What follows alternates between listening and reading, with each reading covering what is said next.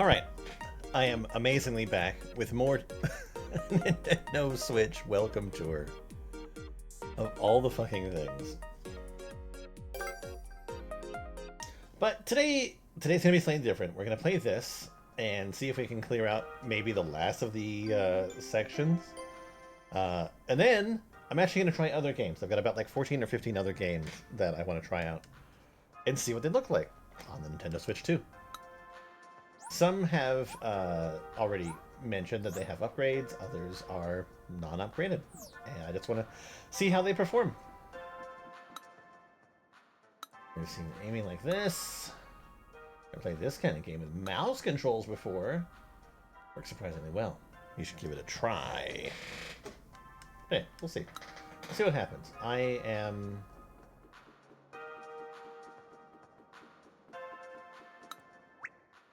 relatively excited.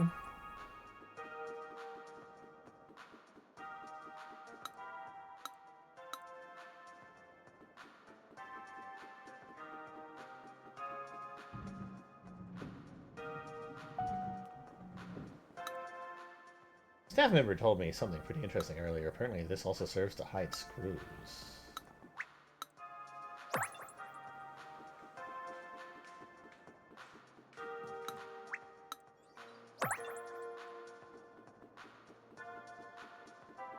I'm gonna label ergo grip or something weird like that. Fake adapter.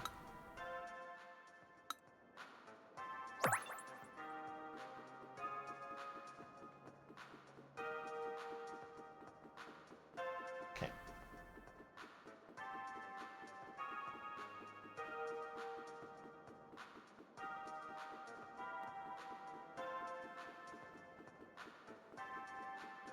Play the minigame that's over here.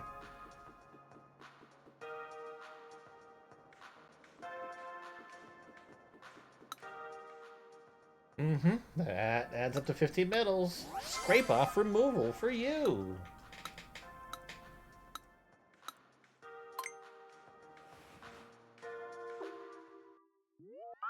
Mouse control or what?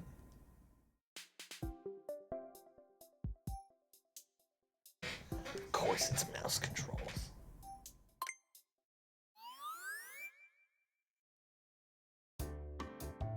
Scrape the grime clean off.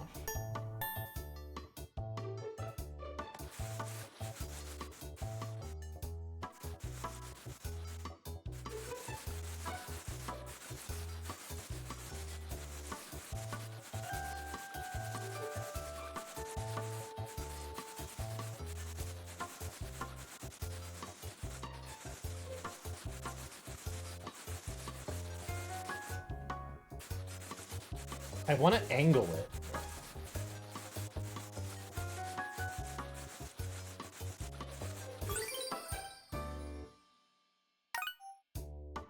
Ow.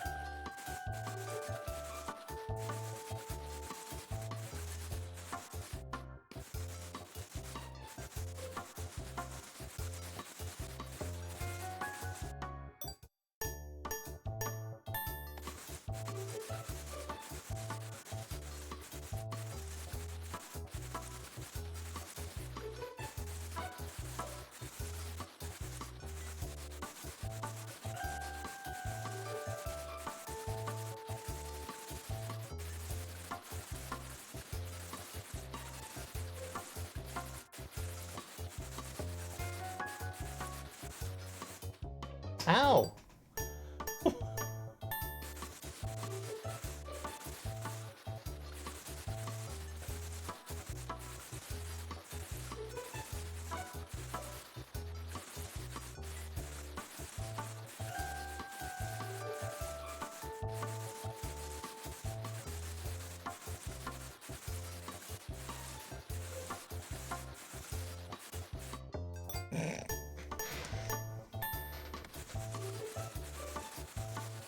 Yeah, part of me really does want to angle the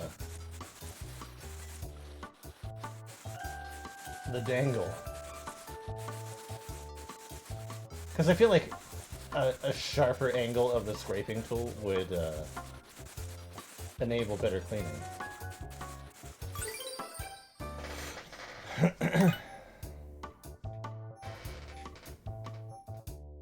That's just like in my mind. Part of me wishes this is just like a gyroscope type game.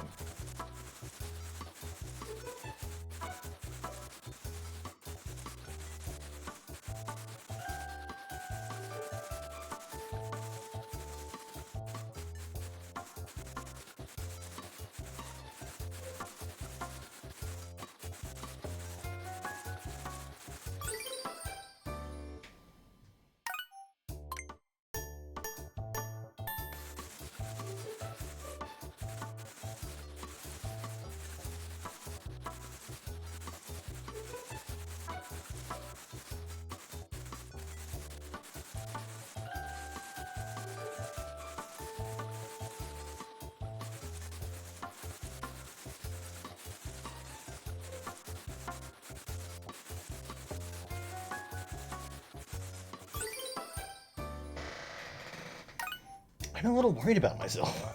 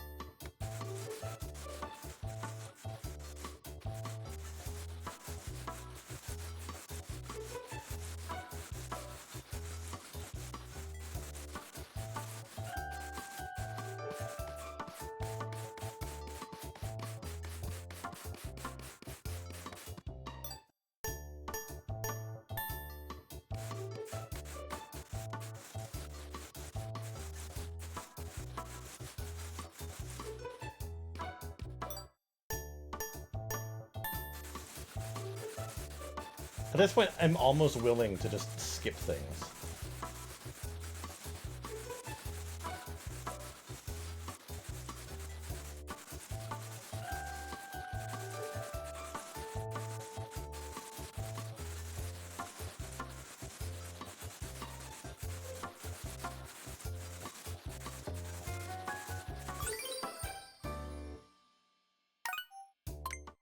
Just give me the first one.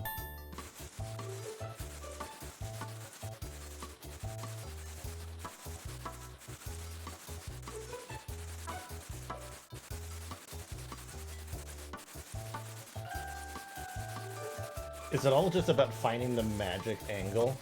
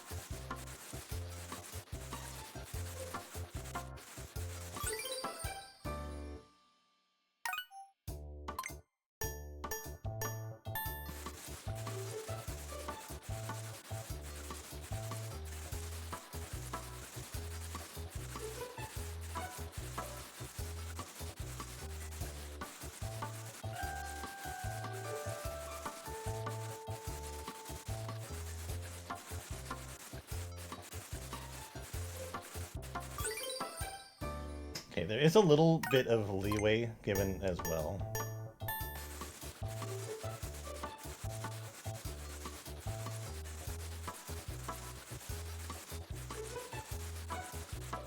Just has to be mostly gone.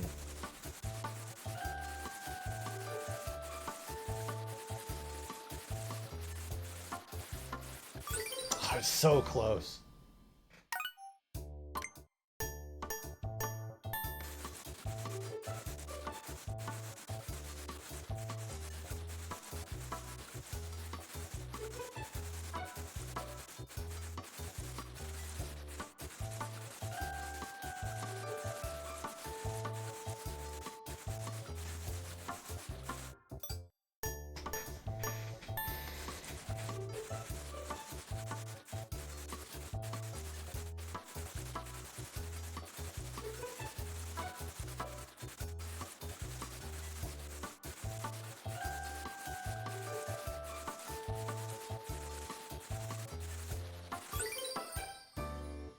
I keep on progressively getting faster and faster.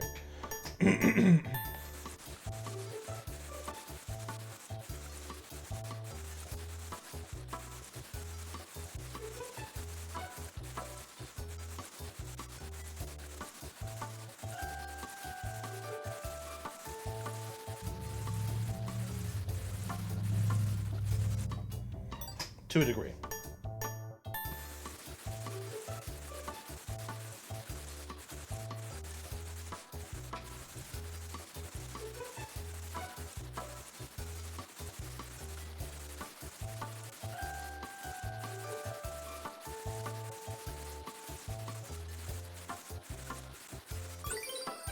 And it's not about just scraping fast either.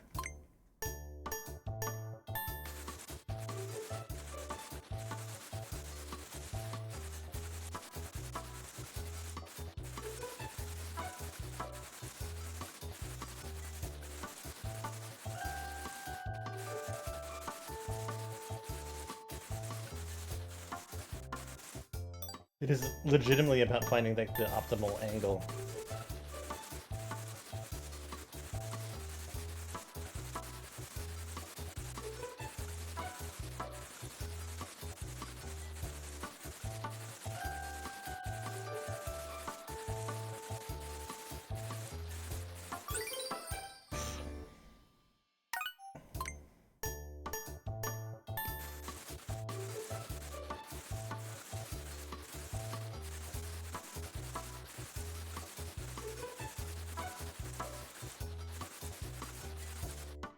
Yeah, I can't. I cannot.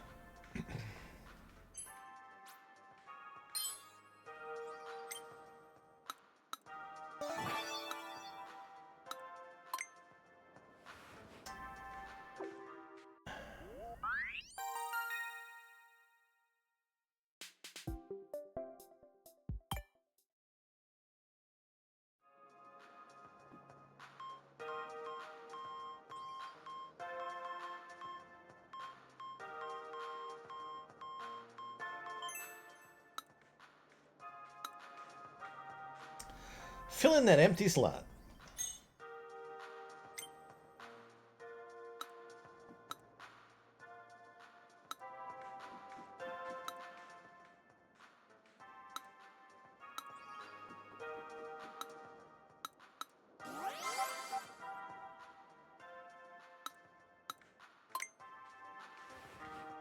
Hooray. Stubborn stain removal.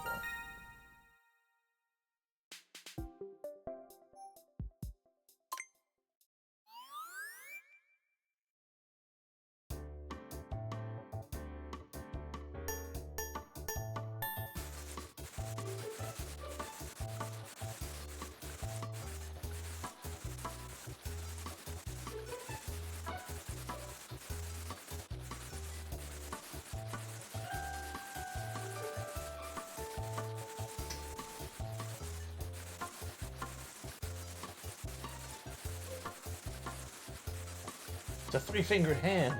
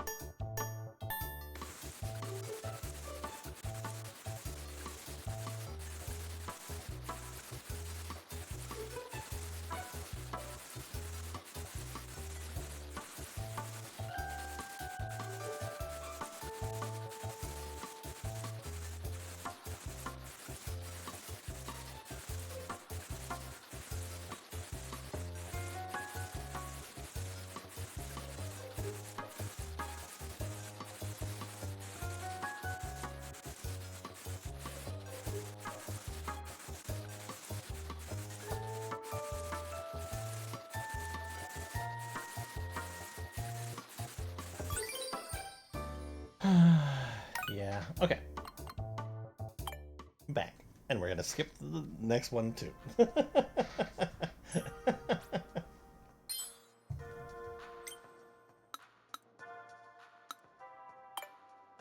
No, don't ask.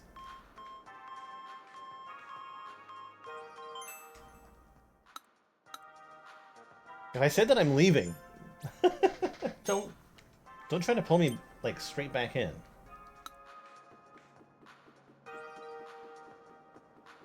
Rude.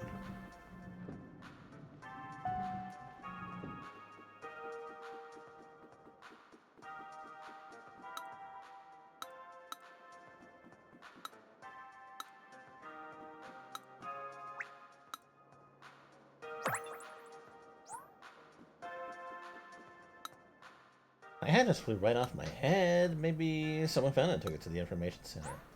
Yep.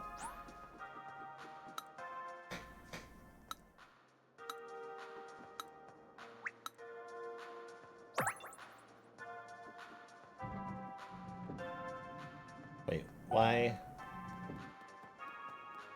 do I have access to this already?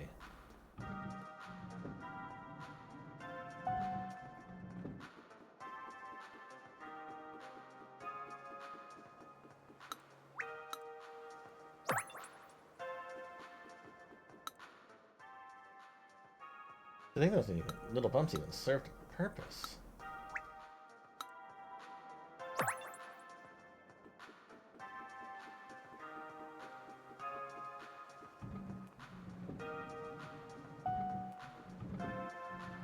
No.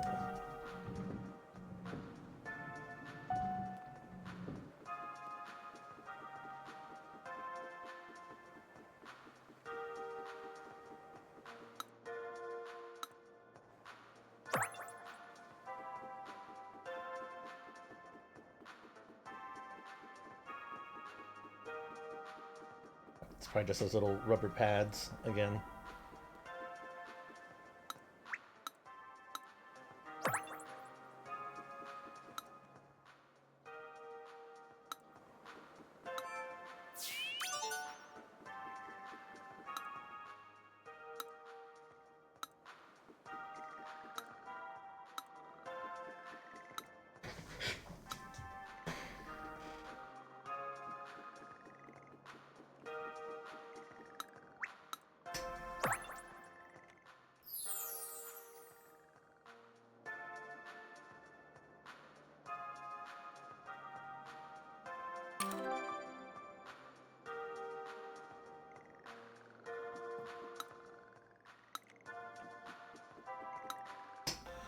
I see you've got at least 27 medals. Pixel Hunt again. Oh. How curious.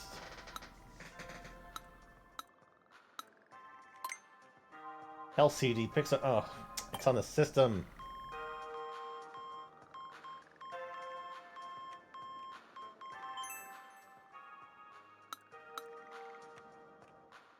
Bummer.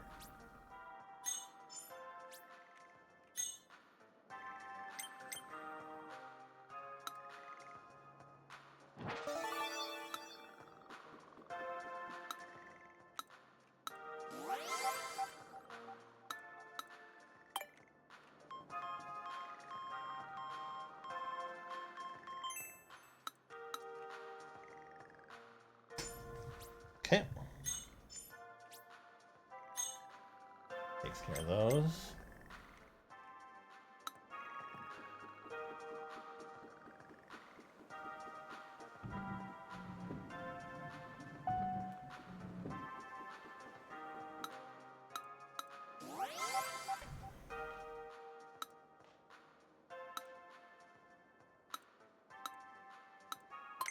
Okay, so balloon hunt.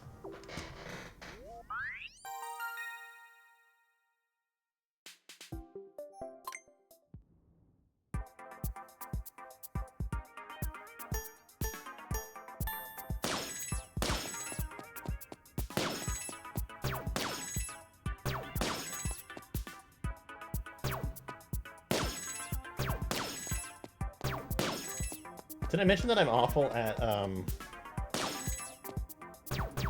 Mouse-based controls. Alright, you know that there's...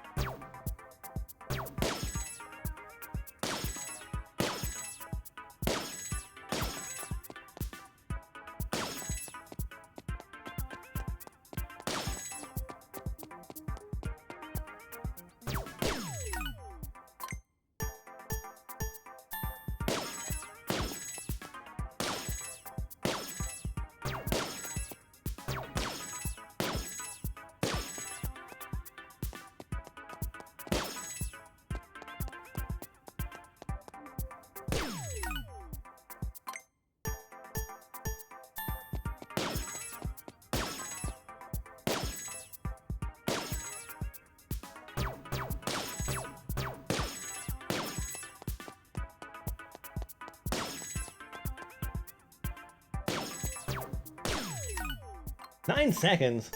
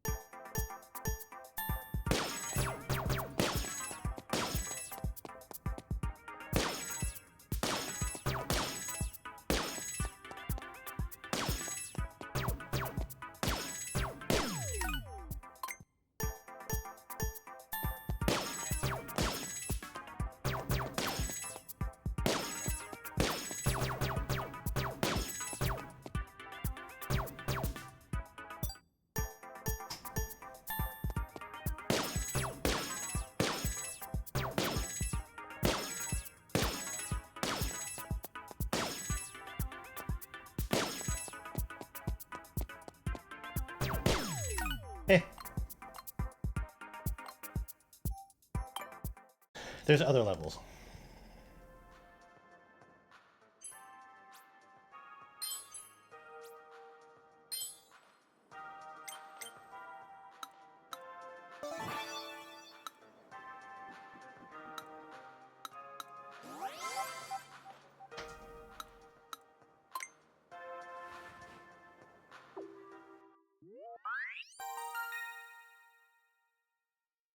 I just don't really understand the basics of movement.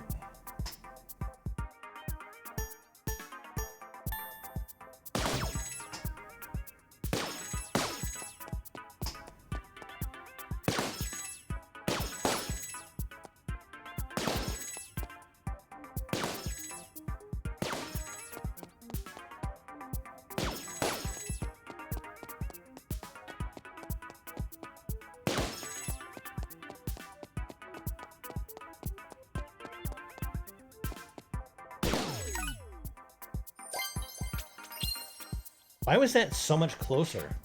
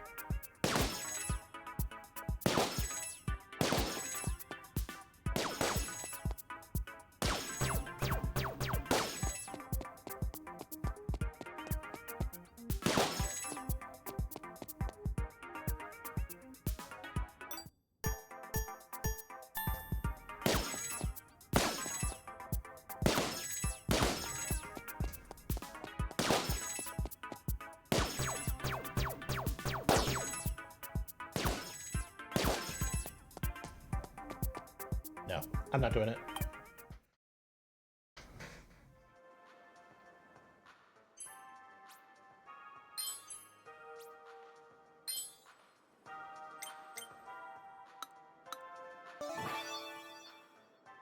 The final part. Triple blades.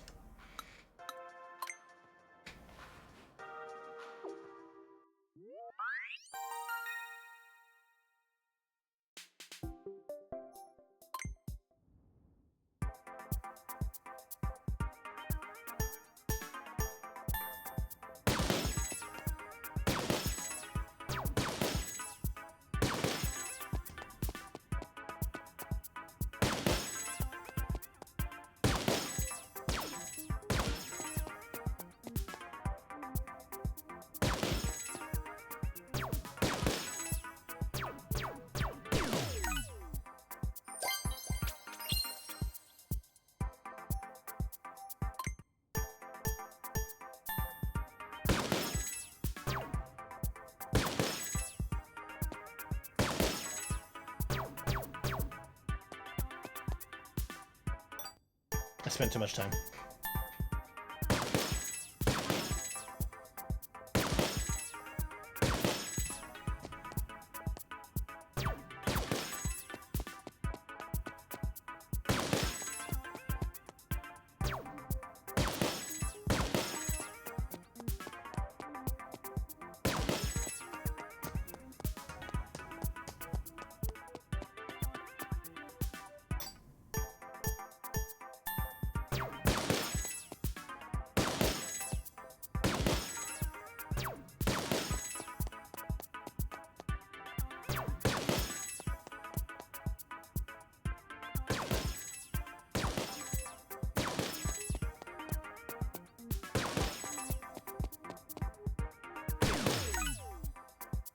Huh.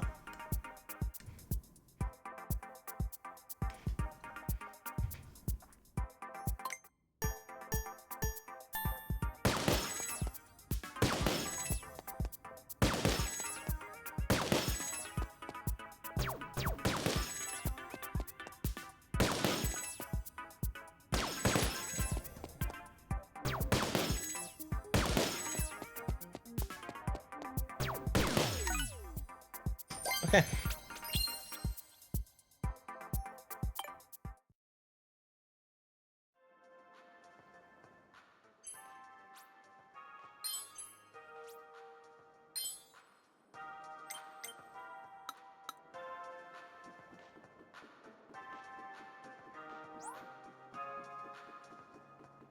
Time for quiz.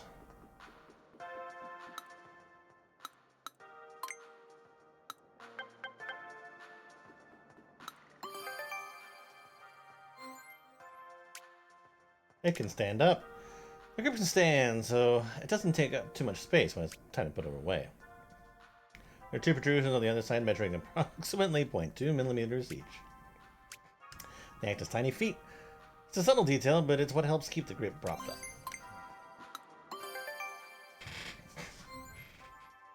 The Joy-Con 2 controllers are bigger than the Nintendo Switch Joy-Con controllers. This means the Joy-Con 2 grip is larger than the Joy-Con grip. However, simply making it bigger would make it harder to hold. So the ends of the grips have been made thinner to make it easier to grasp.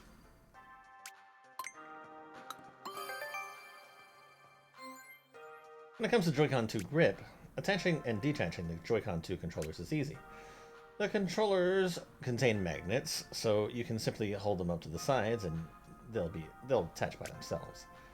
The release buttons let you detach each of the controllers with ease. For example, if you're playing alone with a grip, but you want to add a second player, detach the Joy-Con 2 and hand it to someone else right away.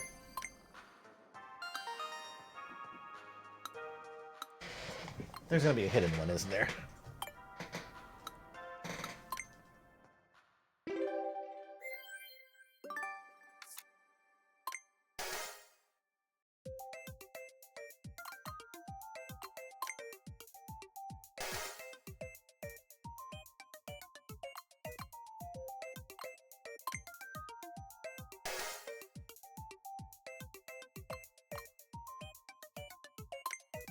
It gives you courage.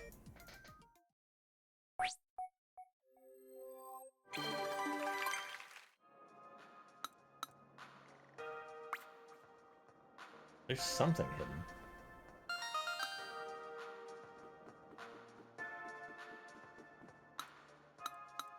Two.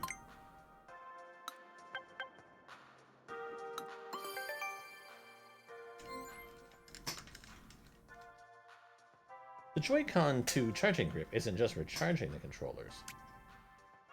Like the Nintendo Switch 2 Pro controller, it includes a GL and GR button.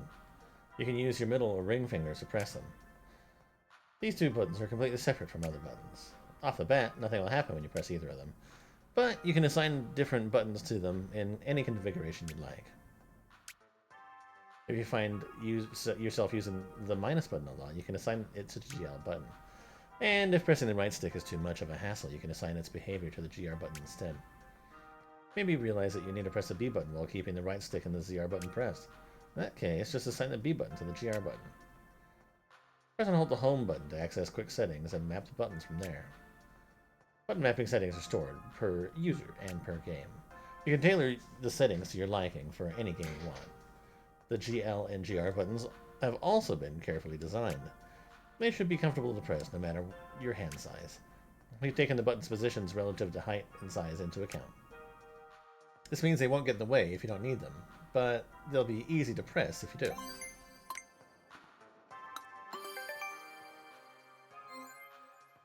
Joy-Con 2 charging grip, sold separately, has the key difference from the Joy-Con 2 grip. It includes a USB-C Type-C controller. You can connect a USB cable here to charge the Joy-Con 2 controllers. But that's not all. When the Joy-Con 2 charging grip is connected to the dock or the Nintendo Switch 2 console with a USB cable, it connects to the console via wired communication, not wireless. You don't say.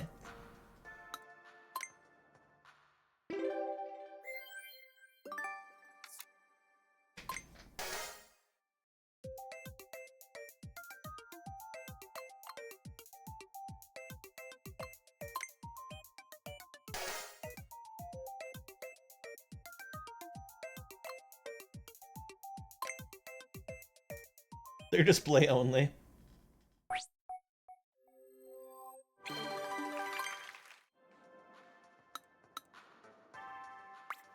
Alright, that should take care of this area.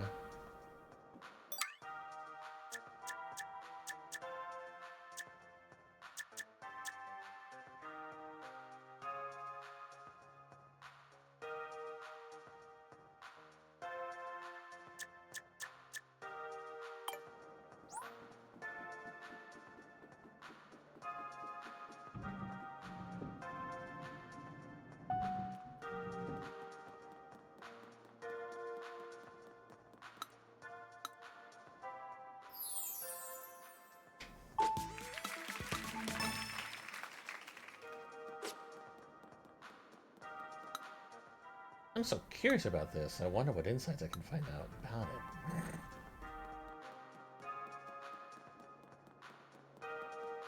It's just like sales demo of the game.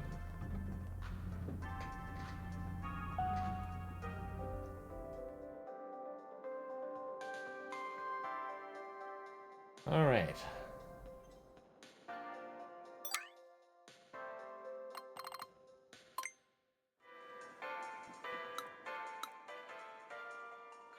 I'm gonna keep going. I'm trying not to get myself stuck on any specific section for super long.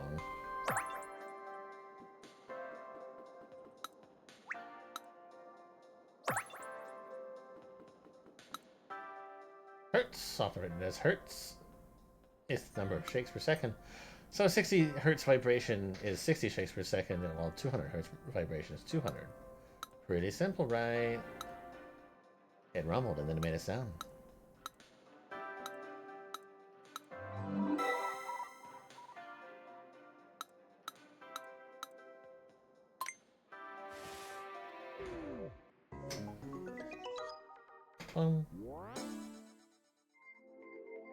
Okay, so this is mouse controlled.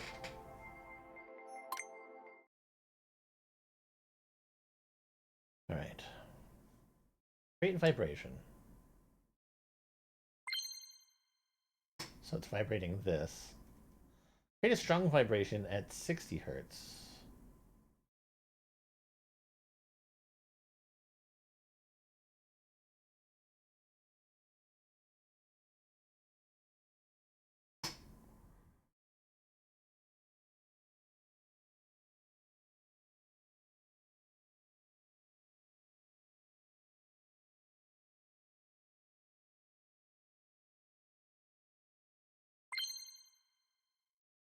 Create a vibration at 200.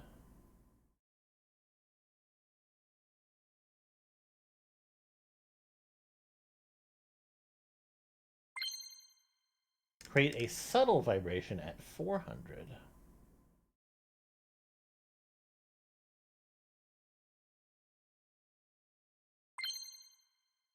Create a persistent vibration from 40 to 480.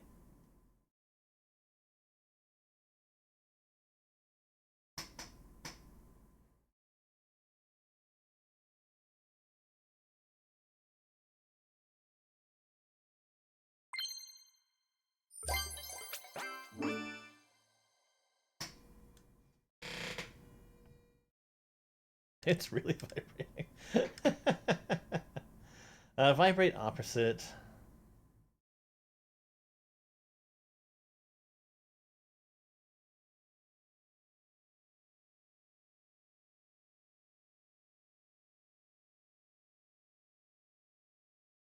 Oh, I can feel them in both now.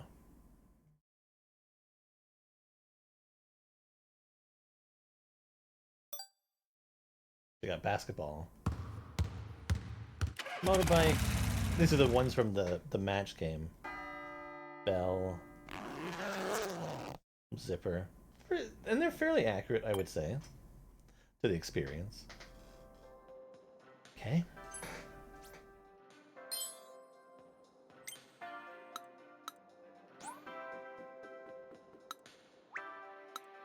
Left stick.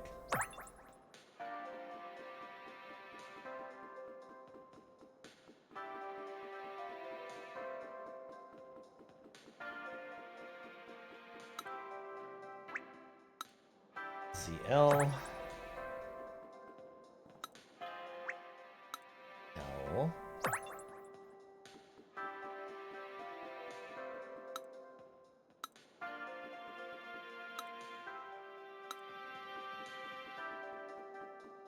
I mean, I would actually say that this controller is lighter than the previous one.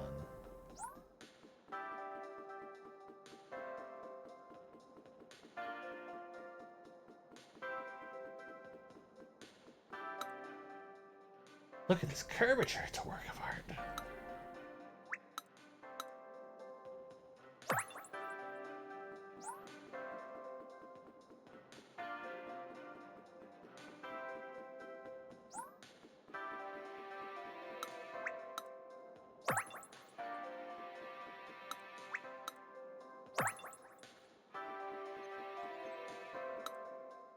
Interested in learning about the GL and GR buttons? Or maybe about how the button heights were considered down to the nearest 0.05 millimeter. I almost like really hope that the designers of these things are like super happy with all these little tidbits.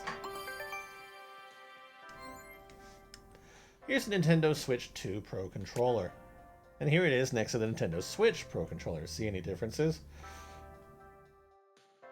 I mean, it seems more boxy, and there's no clear bits and subtle design change. I don't know. It would have been easy just to take the Nintendo Switch Pro controller and add a few more buttons. But in fact, the new Pro controller has been completely redesigned from the ground up.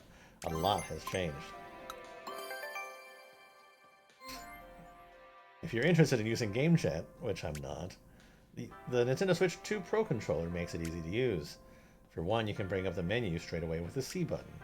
There's an audio jack on the controller's underside, so you can connect an audio device such as a pair of headphones. This helps you use Game Chat even when you're far from the system. The console microphone picks up the voices of everyone nearby, but if you speak close to the microphone that's plugged into the audio jack, your own voice will be heard more clearly. This isn't just helpful for game chat either. If you don't want the game audio to come from the TV, you can always listen to it from using headphones instead.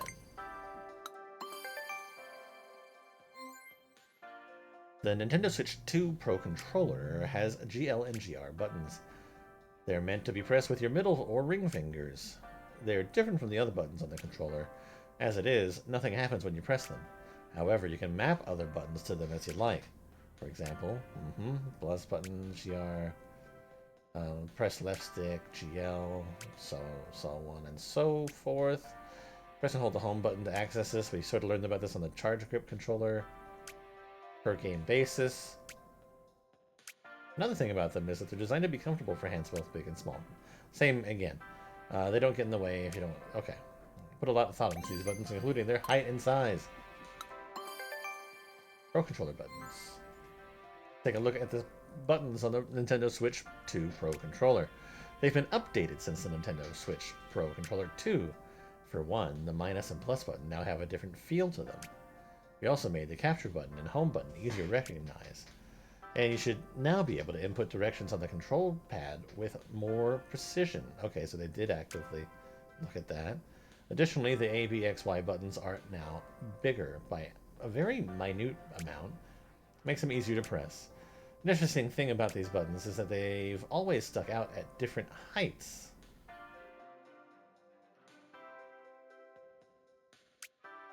The heights were adjusted to account for how your fingers move.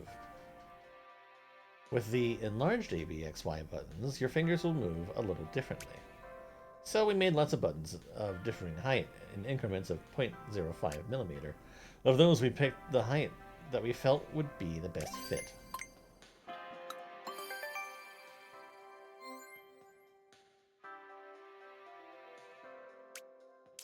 When you're using a Nintendo Switch 2 Pro controller, and it's connected directly to the dock via USB cable, the Pro controller will communicate with the console via wired communication instead of wireless Bluetooth.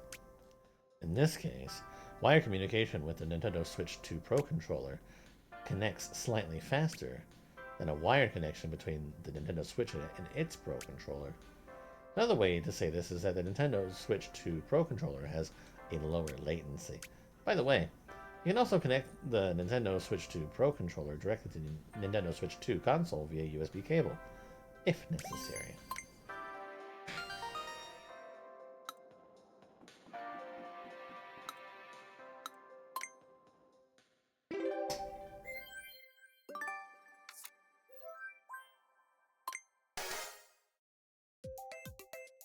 How much does a Nintendo Switch 2 Pro controller differ?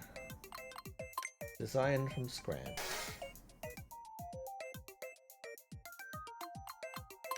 Microphone, pair of headphones.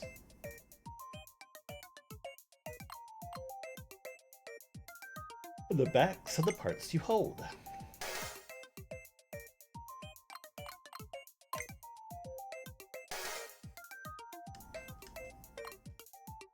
What must you do to enable wired mode? Connect to USB cable.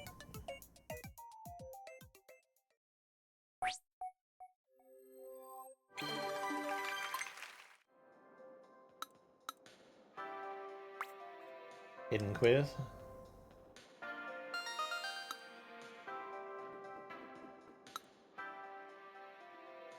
What kind of mold was used to cast the seamless grips? Looks like it was pretty difficult to make.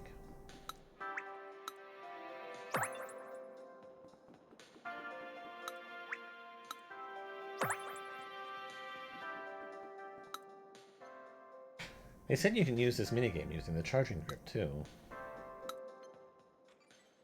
Oh, but what buttons would be best mapped to the GLGR buttons?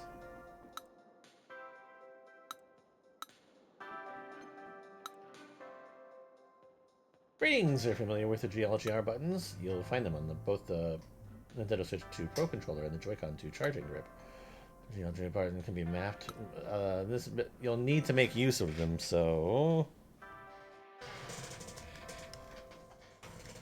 we'll turn that off.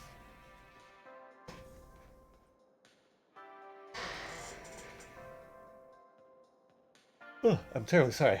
And turn this on. I'm just so interested in this game. Let me ask to perform a series of challenging inputs to unlock a series of locks. Consider carefully which buttons would be best for you to assign. Open the GLGR locks. Await normal awaits.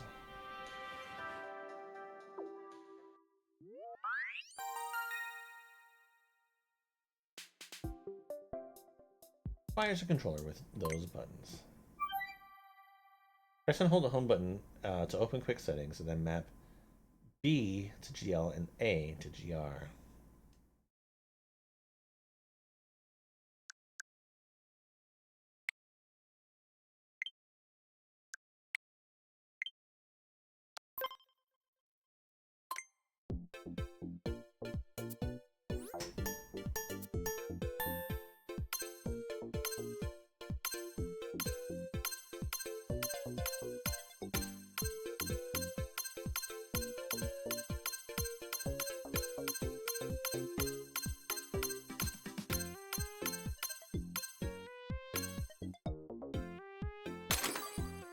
Oh, shit.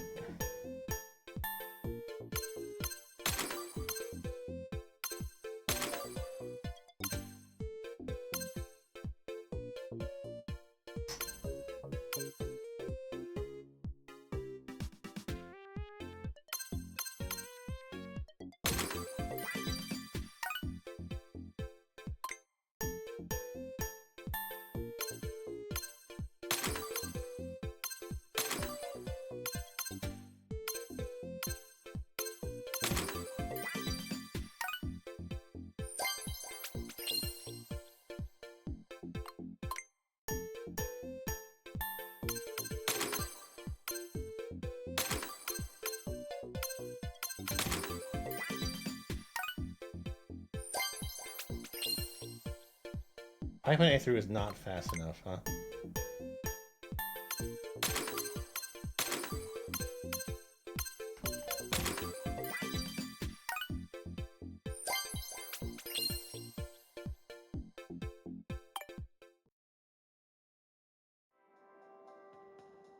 It does remind me of entering in codes for old school video games.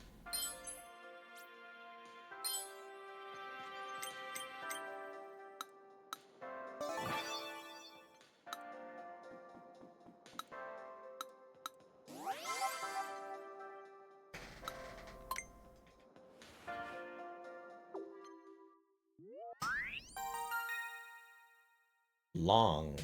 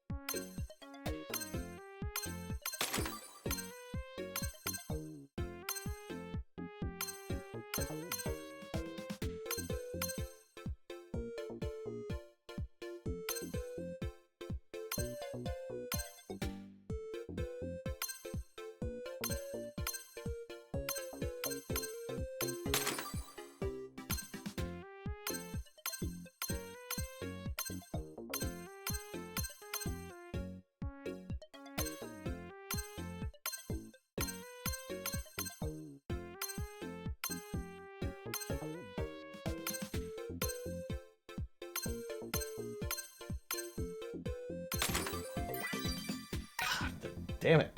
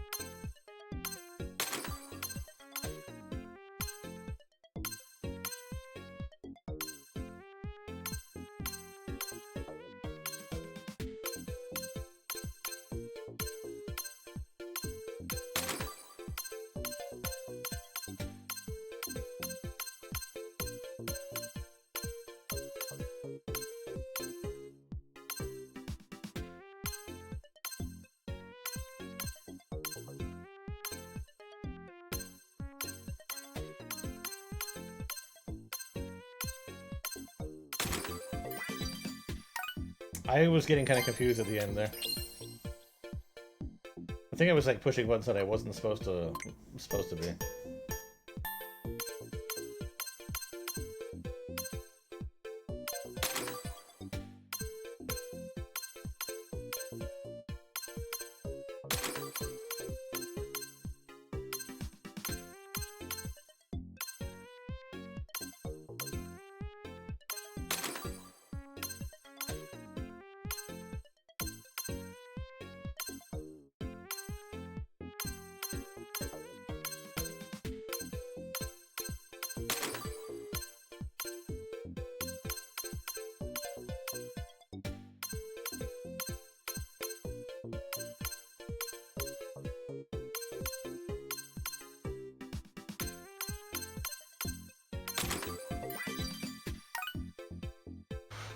I think I can do it.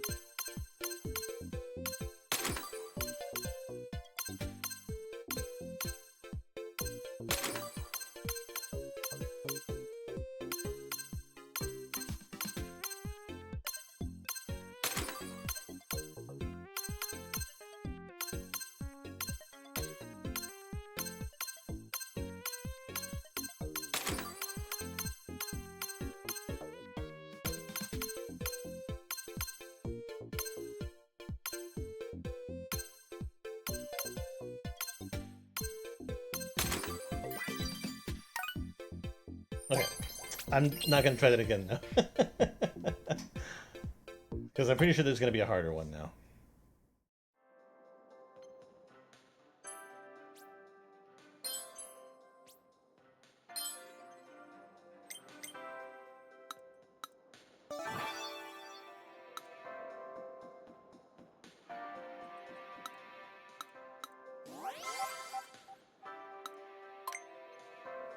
Oh no. Shuffle?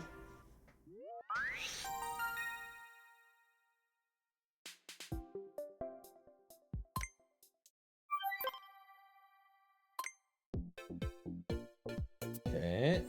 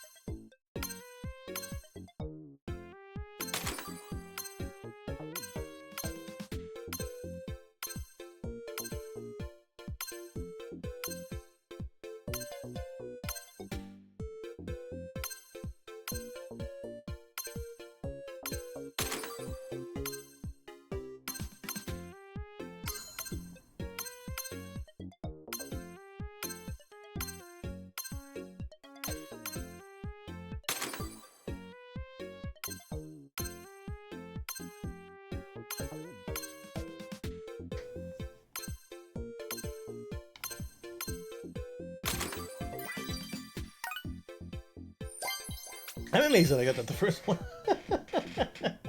I'll try to get it one more time.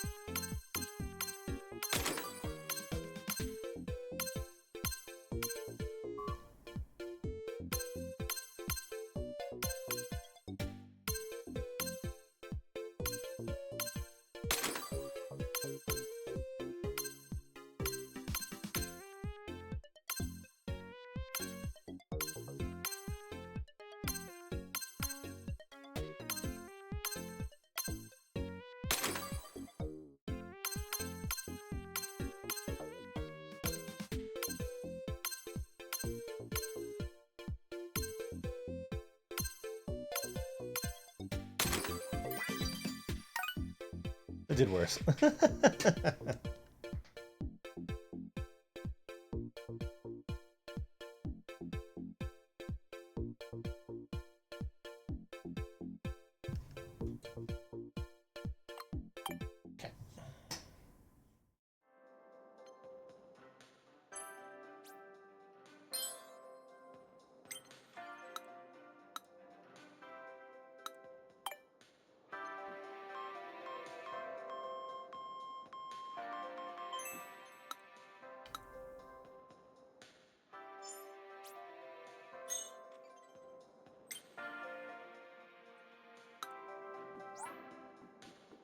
Okay, that was tricky, but that was actually fun.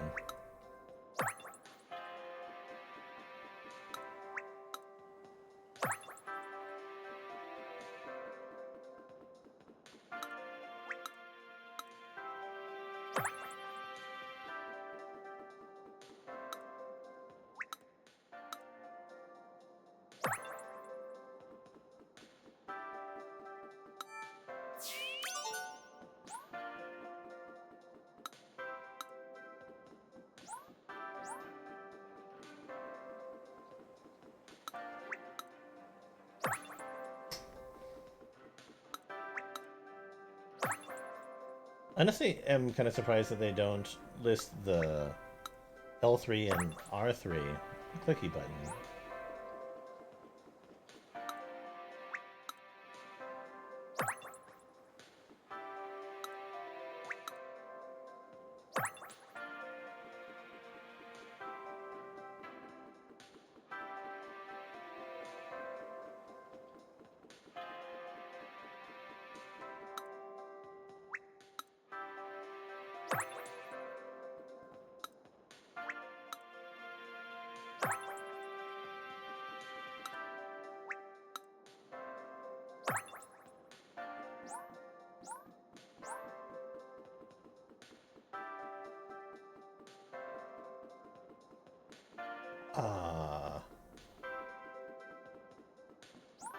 Sync button?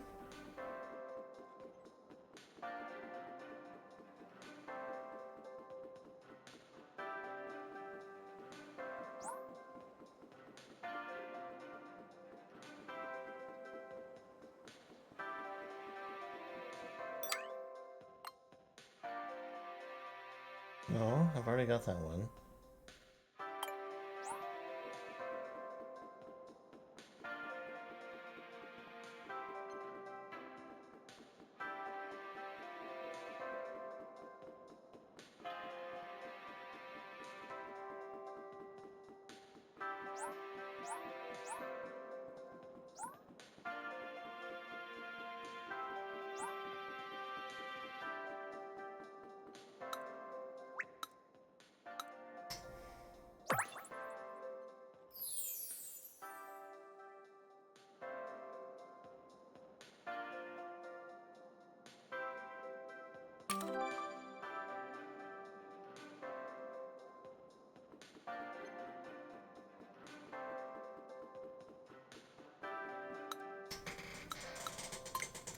Don't let all these fun quizzes get in the way of me progressing.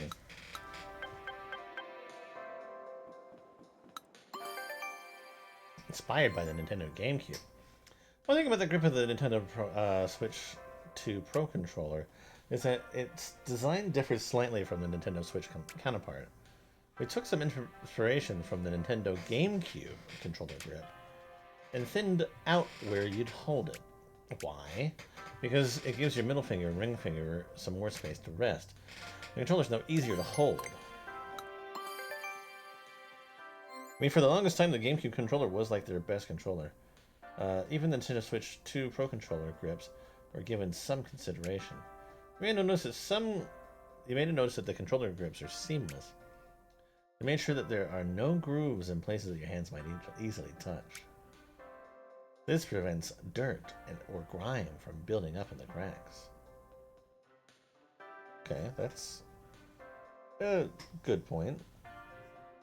So basically, to take it apart, you gotta like lift up this section. Plus, it just feels nice to hold. To tell you the truth, was incredibly difficult to make such a complex control shape out of plastic, especially one without any grooves. It took a lot of finessing, but we made it work.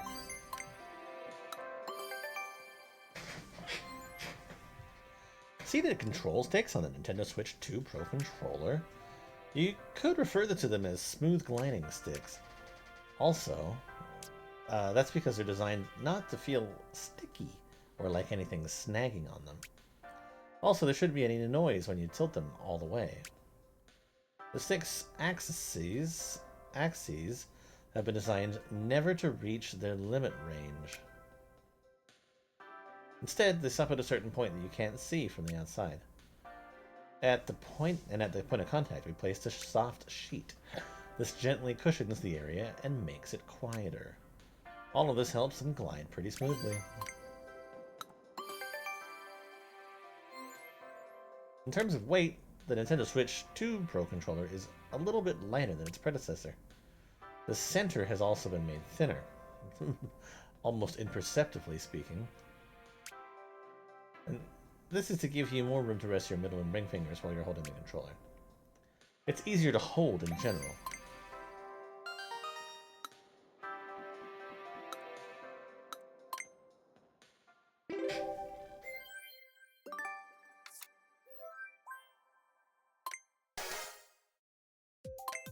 Oh, shit.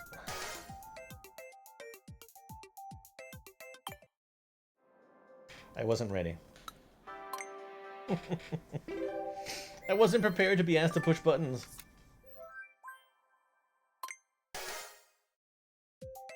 In what way? Center of the controller's been made thinner.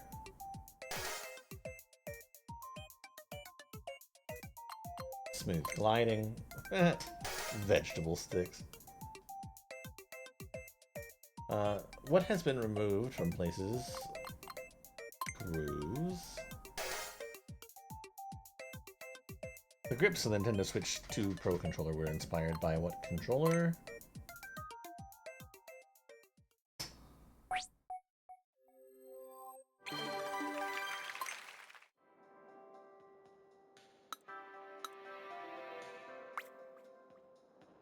Alright, that should be everything over here. There's some knowledge about and compare, really. How have you always been this curious? I'm even tempted to offer you a staff position. Oh my goodness.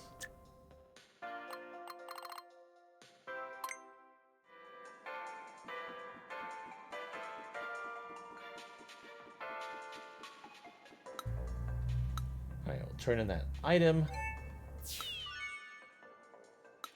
Because again, you can't hold more than one for some reason.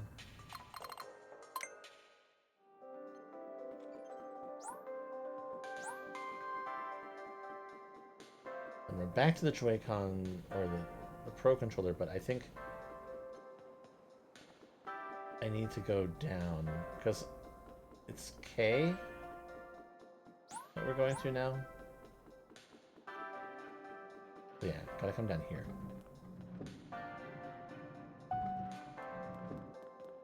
I think.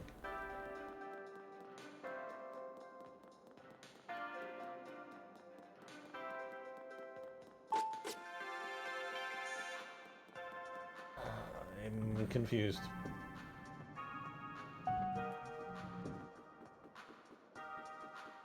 Well, it worked out.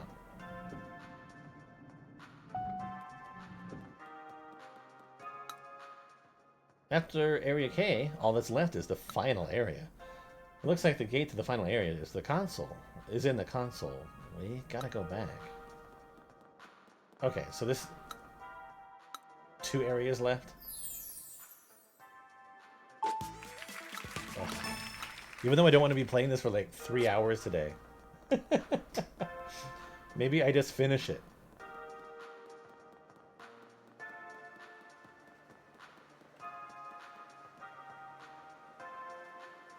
Oh my goodness, a racing wheel?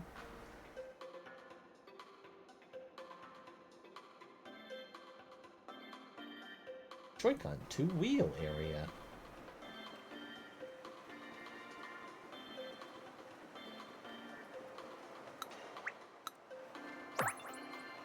Thankfully, there's not very many stamps here, it appears. Oh, I didn't think I'd have to do two-wheel stunts. What even is that? Speed won't drop if you drive in a straight line, Mom. Mom! Nope, she's not listening. Too focused on the game.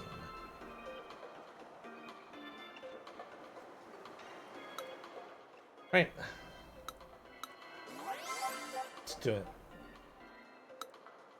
Thinking about driving a car. This ain't your average drag race. You can tilt the Joy-Con 2 controller to stunt drive on two wheels.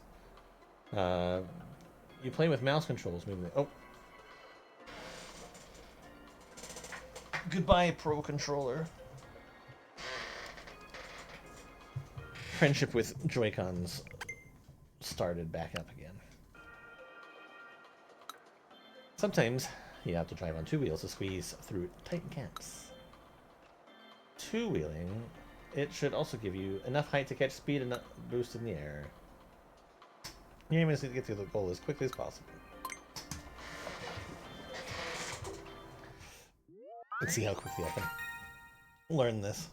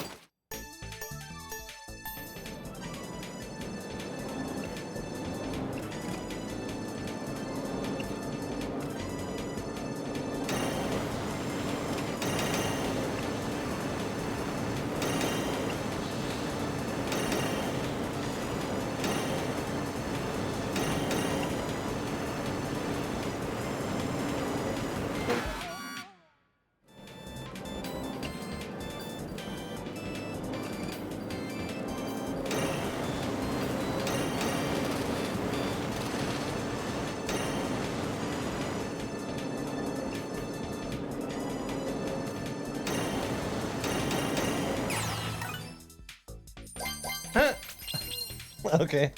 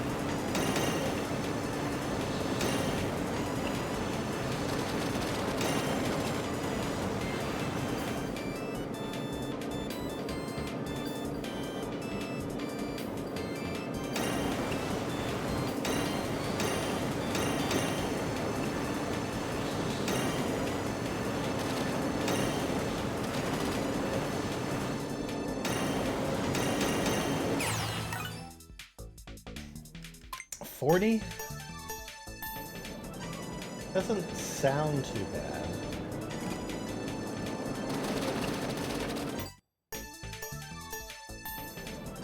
The fact that my hand is on it is kind of funny to me.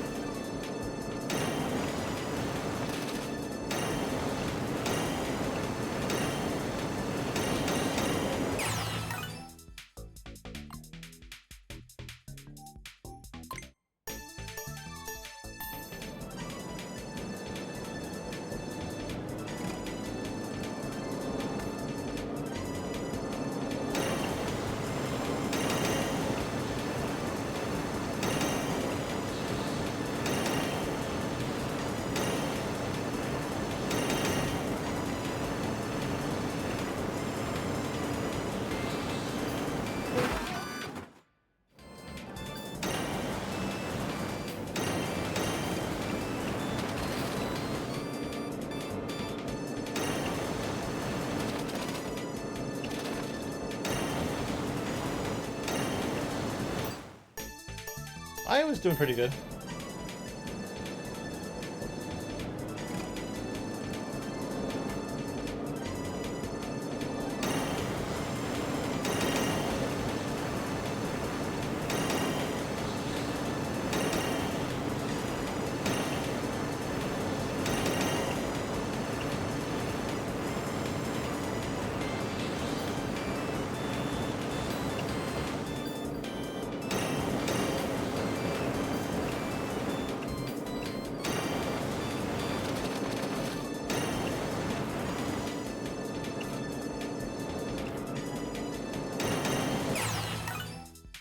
So close. I really stuffed it up on the ending.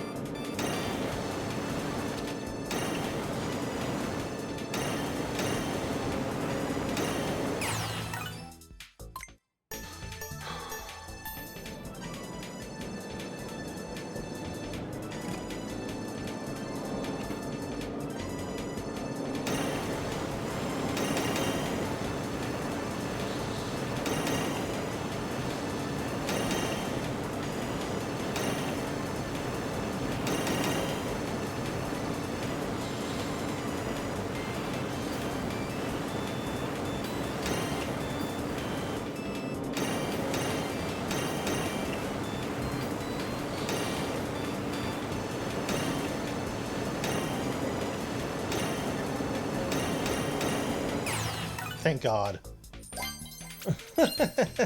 I was worried that I actually even had enough time. I felt like I did it perfectly.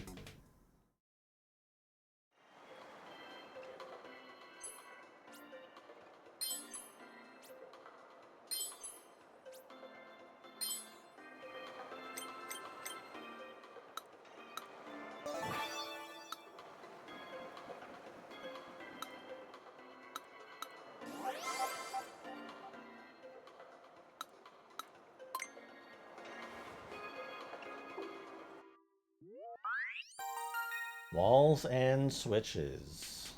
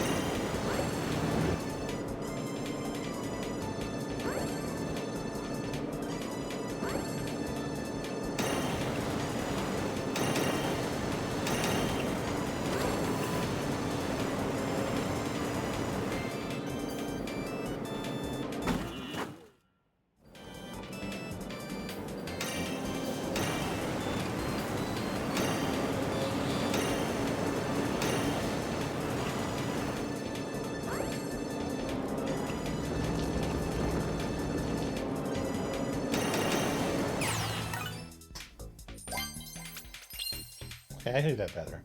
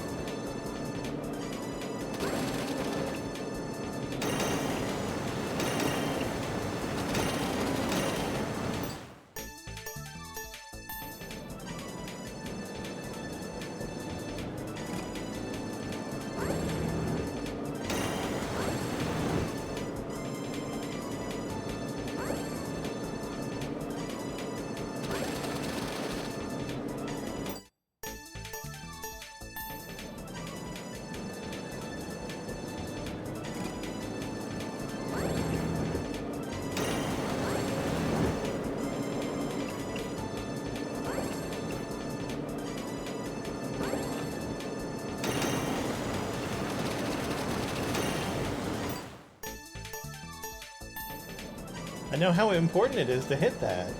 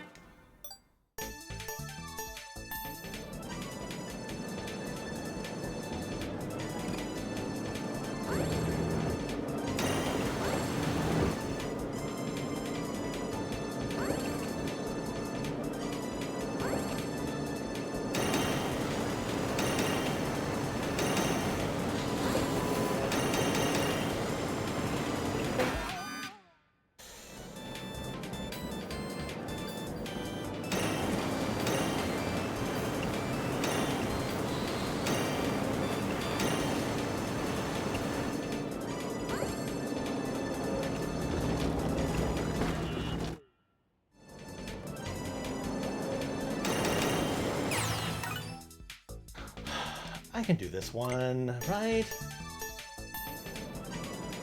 Alright, I'll get a couple more tries.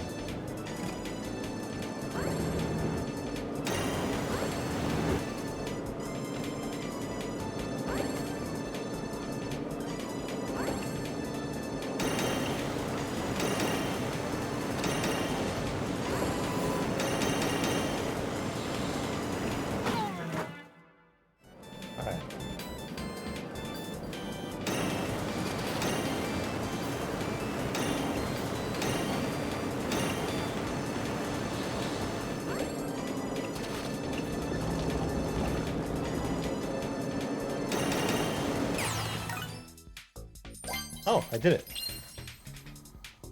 I'm actually... I thought I was actually screwed.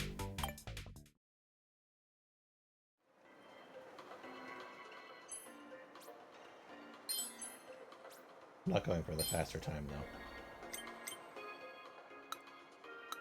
Tearing up the asphalt.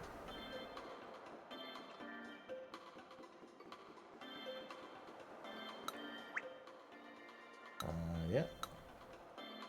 I don't actually have these myself, so I haven't, like, actually seen them in person.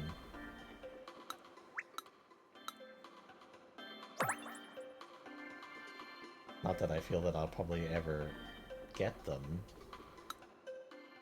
This is where the Joy-Con 2 controller goes, huh?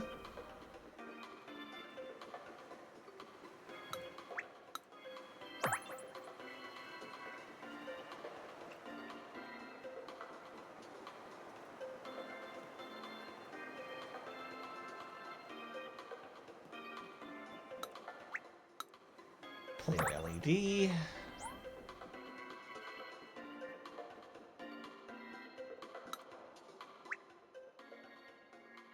Oof.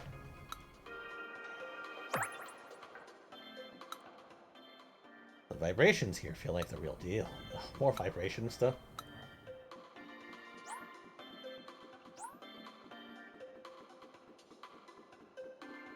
Let's do it.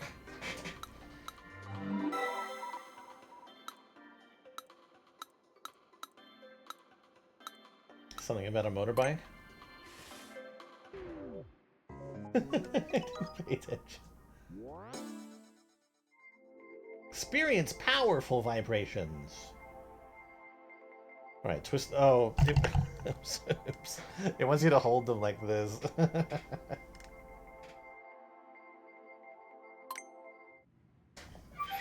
right, so.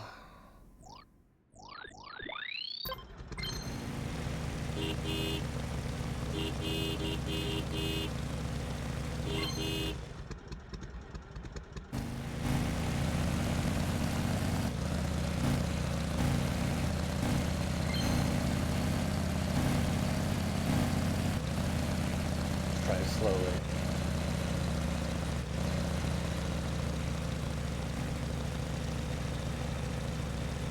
For 10 seconds.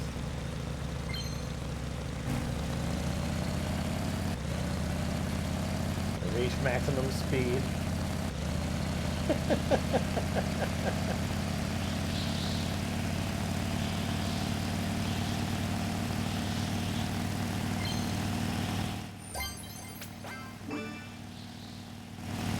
200.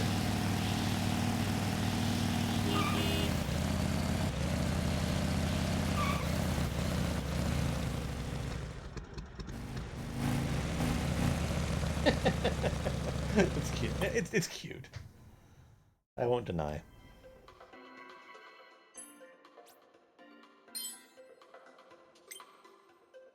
Oh, your natural ruled the streets.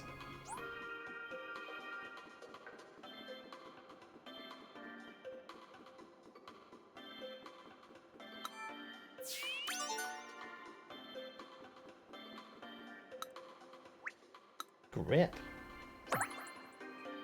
Alright, one more. I want to play with the Joy-Con 2 wheel so bad! I hope my kids ask for it. Then I'll get to use it too. Because surely that's the only reason that's stopping you from getting one. Will you marry me?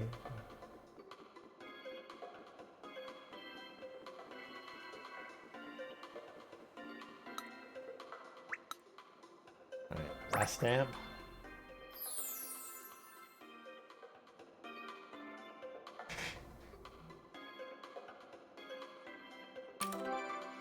Area L. Okay.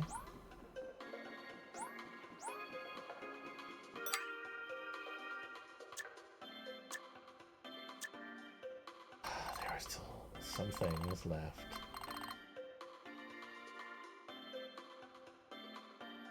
A quiz and a hidden quiz. 2 seconds. I have to find out if they're going to get married.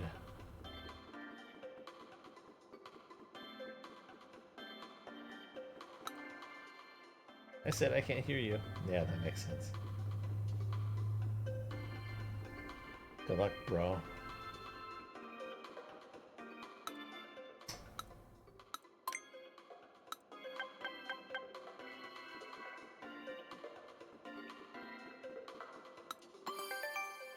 Strong magnetic pull. The Joy-Con 2 wheel pulls in the Joy-Con 2 controller. It does so using internal magnets. The closer the magnet is to the thing it's sticking to, the stronger the pull. We wanted it to be difficult to detach the Joy-Con 2 from the wheel, so we made the plastic around the magnets quite thin. It's common to use plastic with a thickness of approximately 1 millimeter, but in this case, the plastic we're using is especially thin. It's less than 0.3 millimeters. We did this so that the wheel and the Joy-Con 2 are as close together as possible. Wouldn't that, jeopardize the structure, though? The magnets rotate. The Joy-Con 2 wheel and Joy-Con 2 controller are actually attached magnetically. Magnets in the Joy-Con 2 wheels stick to the SL and SR buttons on the Joy-Con 2 controller. And when the SL and SR buttons are pushed on the Joy-Con 2 wheel are pressed, the SL and SR buttons on the Joy-Con 2 controller inside the wheel are pressed too. But having them pressed down normally wasn't enough. If you move the magnets, the Joy-Con 2 moves along with them. This can result in the SL and SR buttons not getting pressed as intended. So the SL and SR buttons are pressed with something like a rod. The Joy-Con 2 controller will come off the magnet. So what do? We made the magnets rotate. At the access point, the Joy-Con 2 is still stuck to the magnet and doesn't move. The SL and SR buttons are being pressed where the magnets rotate.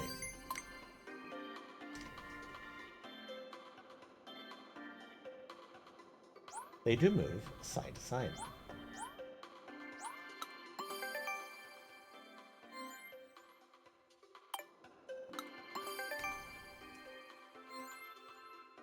To make sure the Joy-Con 2 controller can be easily inserted into the Joy-Con 2 wheel, we added a gap beneath Joy-Con 2.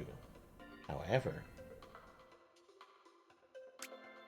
simply including a gap would cause the Joy-Con 2 to become dislodged when the control stick is tilted. So what do? We needed a little solution that wouldn't get in the way of the Joy-Con 2 when it's attached. There's rubber attached here, and it may look like the control stick will bump it when tilted down, but it's positioned to hold the Joy-Con 2 in place. Thanks to this, Joy-Con 2 controller feels securely attached and won't accidentally detach. Easy to detach. Easy to attach and detach to it from the wheel. As for the Joy-Con 2 wheel, attaching and detaching the Joy-Con 2 controller is easy. When you're using a Nintendo Switch Joy-Con wheel, the Joy-Con has to be pushed in and then pulled out to remove. As for the Joy-Con 2 wheel, magnets allow the Joy-Con 2 to be easily clicked into place or smoothly removed. So basically, in this case, they use the fulcrum method to actually let it get out, because you can't push the removal button. It doesn't lever out that way.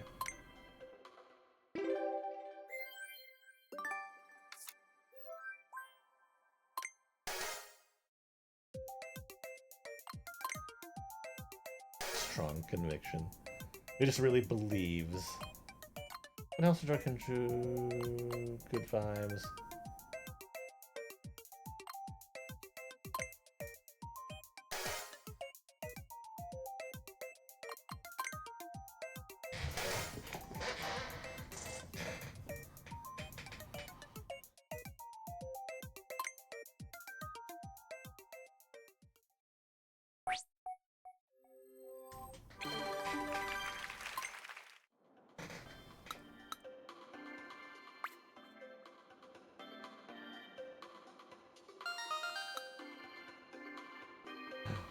You're kidding me. More insights?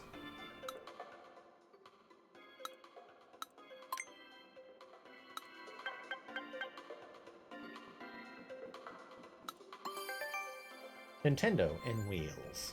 On topic of wheels, Nintendo has had steering wheel controls available for a long time. Wii Wheel for the Wii in 2008, the Joy-Con wheel on the Nintendo Switch 2017, Nintendo Labo Toy-Con 03 vehicle kit in 2018. Just a few examples. If you go all the way back, you can find even more examples of this. There's Racing 112, 1978, even a Drive game of 1966, both of which were exclusive to Japan. Steering wheel controls let you enjoy the feeling of driving a car. Joy-Con 2 wheel has a lot of screws. They're needed to hold the plastic in place. Do you know where they are? There's 6 screws hidden underneath the outer plastic. We hid them to make it look as much like a wheel as possible.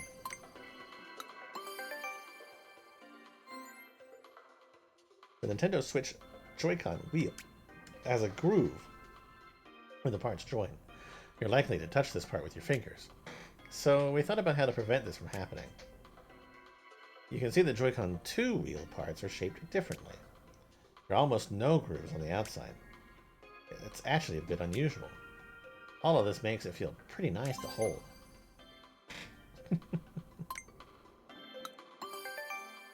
The wheels are of a similar size.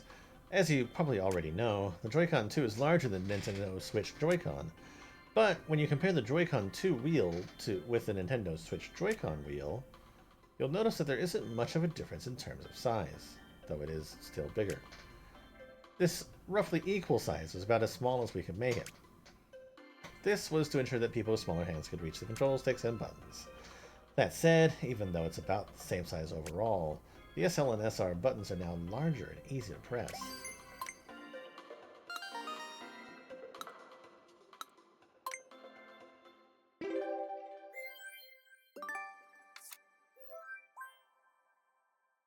I'm so full of Switch 2 knowledge.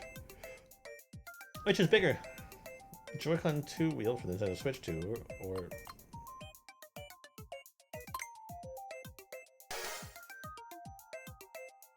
what has been done?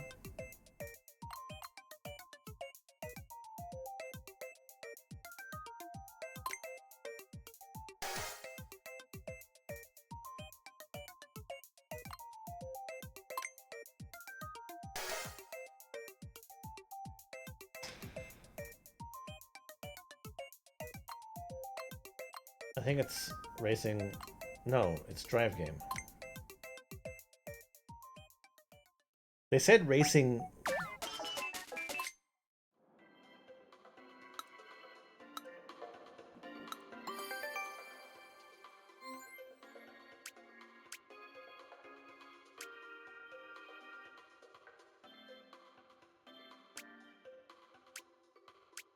roughly equal size.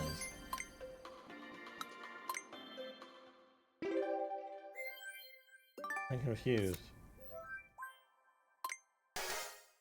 Because it is... Which is bigger? Well, they're the same size, but they're not.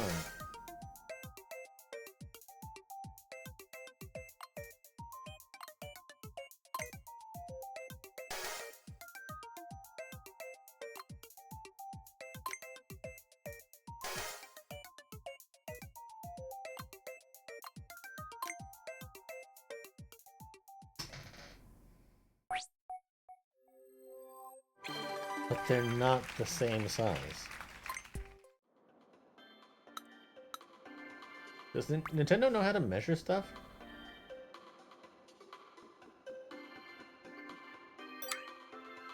Okay, that's all of those. All minigames, all tech demos, all stamps.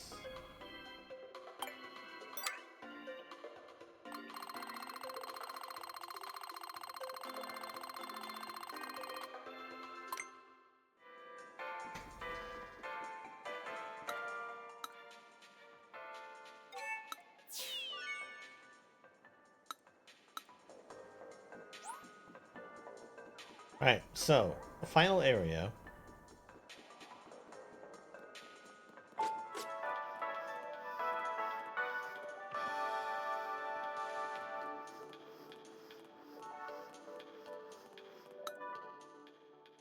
Get all the stamps in Area K.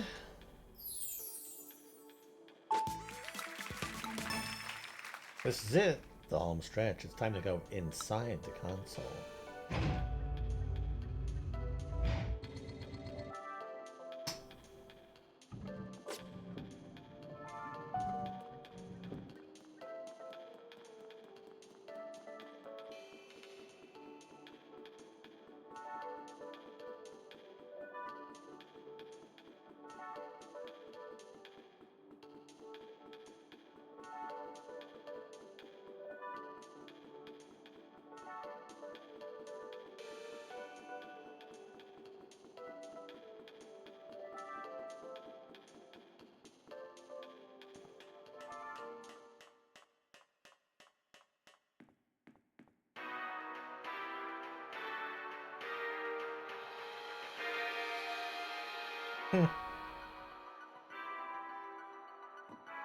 Inner.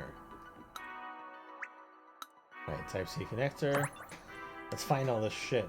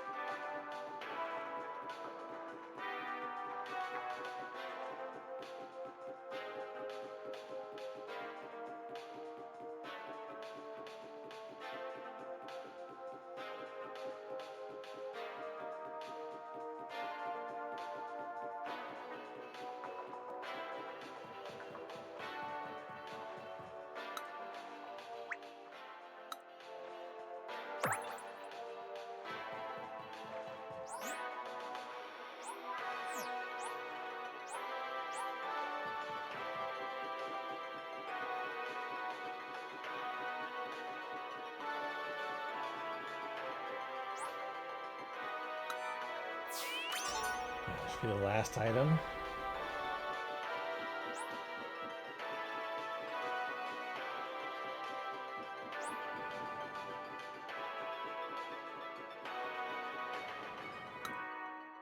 Hey, damn, looks like you can go over that way too. Can't believe they're showing us as much as they are.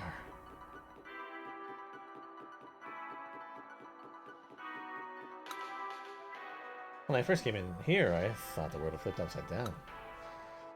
Sure, I climbed up a ladder, but it looks like I came down instead. Too strange. I guess it means this is the back of the console from the inside?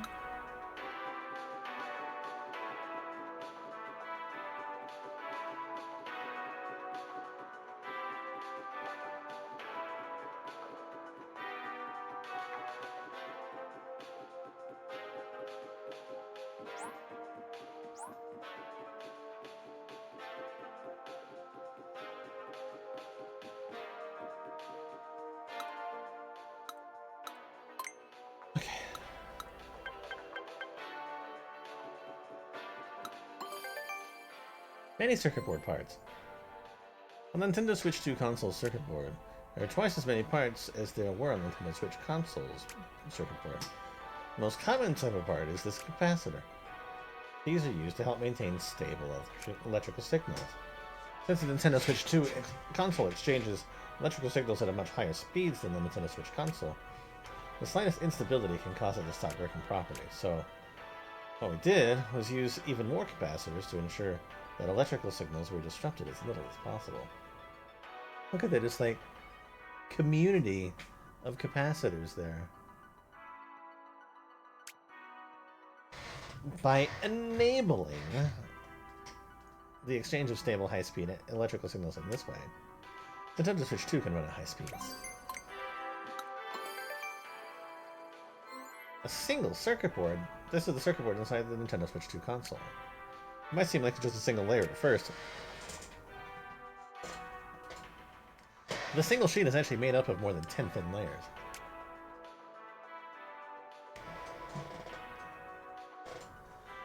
Each of these thin layers contains wiring that connects one component to another. The wires are a bit like the human nervous system. There are thousands of these wires on the console's circuit board. Each layer uses a slightly different wiring layout. We designed it as if we were trying to solve a puzzle with our hands. As you may already know, the circuit board for Nintendo Switch 2 has over 10 overlapping layers and thousands of wires. But the wiring isn't just about connecting all the components together. Other things needed to be considered too. For instance, it's not possible to have wires crossing on a single layer. The wires have to be narrower than 0.1 millimeter to avoid overlap.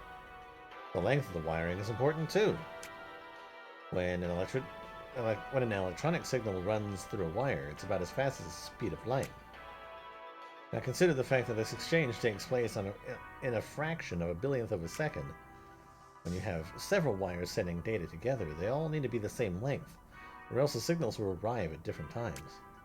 So you have to make the lengths of each wire match, ensuring that the signals arrive at the same time. One more thing. I made sure that the wires are not too long, as the signals could become too weak to reach their destination, and not too close to each other, as the signals could get mixed up. Games use electricity. Games use a lot of electricity. Nintendo Switch 2 console is typically used to play games, so it's also likely to need a lot of electricity. Smart devices let you do much more than play games, but they consume less electricity. The amount of electricity that a smart device needs to run for a day would be used by a Nintendo Switch 2 in about 3 hours. Incidentally, more than half of this electricity is used by the main computer, which is also called the SoC. So it's a thirsty little thing, huh? Alright, quiz. Oh, I'm so close to being done. Which of the following consoles has more components on its circuit board?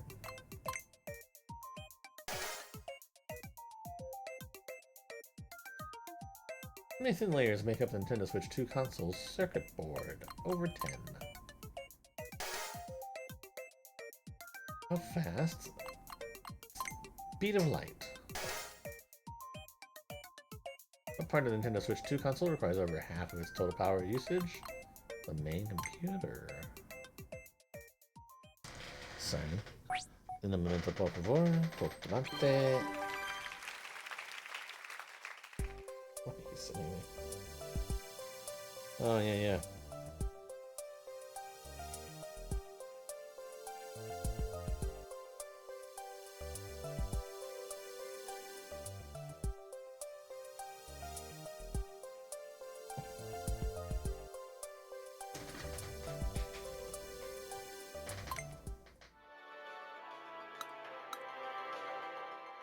Holy shit, there's a lot. Okay.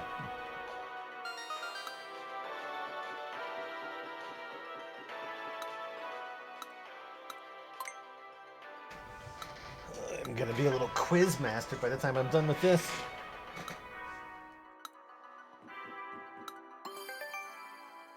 A Electromagnetic noise. Whenever there's an electric current running through the circuit board's wiring inside the Nintendo Switch 2 console, there will always be electromagnetic noise present, and electromagnetic noise can sometimes interfere with nearby devices, which can cause them to not work properly. Electromagnetic noise doesn't easily penetrate metal, so to prevent a lot of it from escaping the console, we wrap the areas where it's emitted in metal. For instance, take the main computer, called the SoC. We encase the SoC in metal to prevent a lot of electromagnetic noise from getting out. When the weather is dry and the temperature is low, you may feel a little shock when touching something metal. This is static electricity.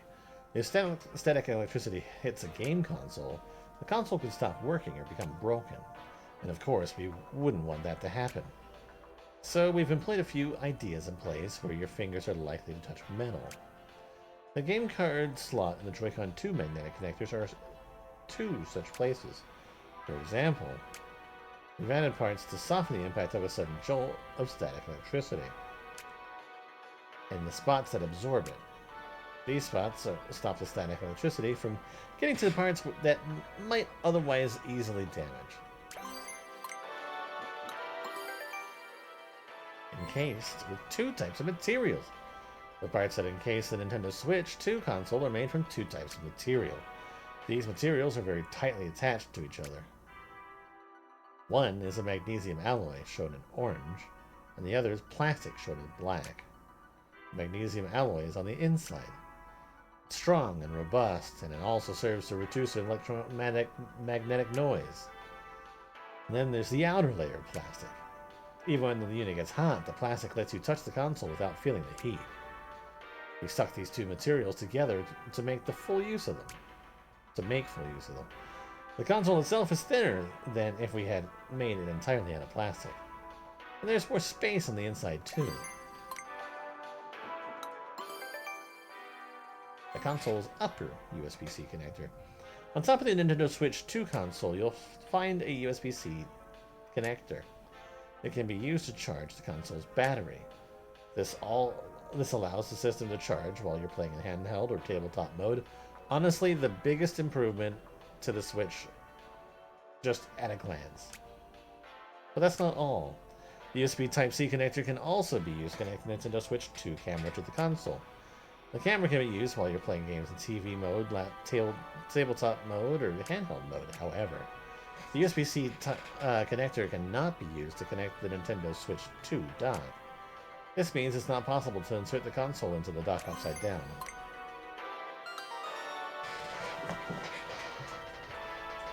I hadn't actually thought about that. Oh god.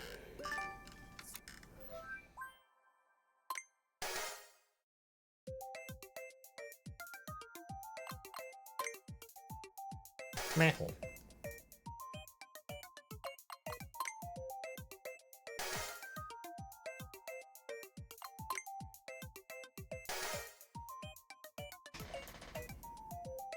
Which line can you not do? Charge calls and then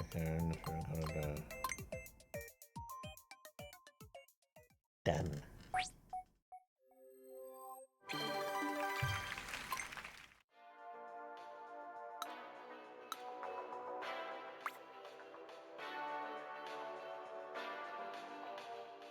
Oh, before I forget, I'd like to introduce you to my associate here. Let me explain. He's actually my personal assistant. He's always by my side jotting down notes, though to be honest, I have no idea what he's taking notes on. He's a bit on the quiet side, but on the inside he holds a blazing passion. We're conducting an inspection of the venue at the moment. Okay. Alright, quiz me some more.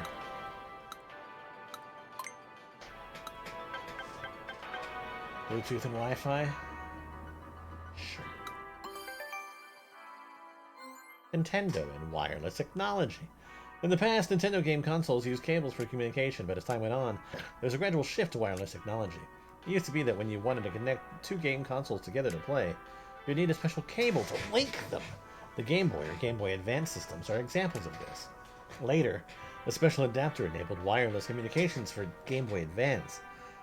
Nintendo DS followed with wireless communication capabilities as well. As for controllers, up until the Nintendo GameCube, Nintendo controllers had to be connected with a cable. Not necessarily true. There is NES wireless adapters, um, all the way back in the beginning. And I own them.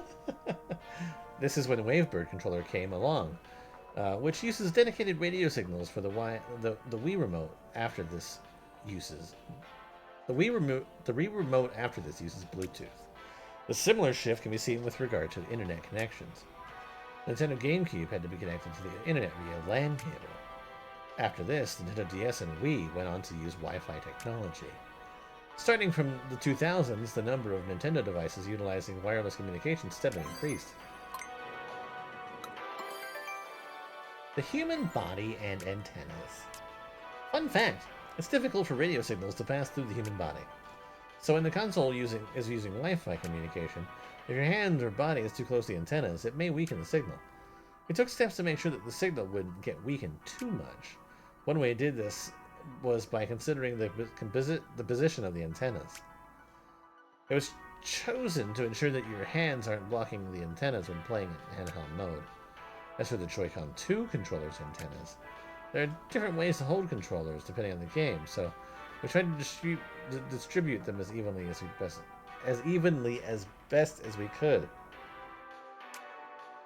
Then there's the antennas in the Nintendo Switch 2 Pro controller. There's only one way to hold the Pro controller, so we kept the antennas away from your expected hand position. Basically, the antennas were positioned based on how you'd be holding the controllers.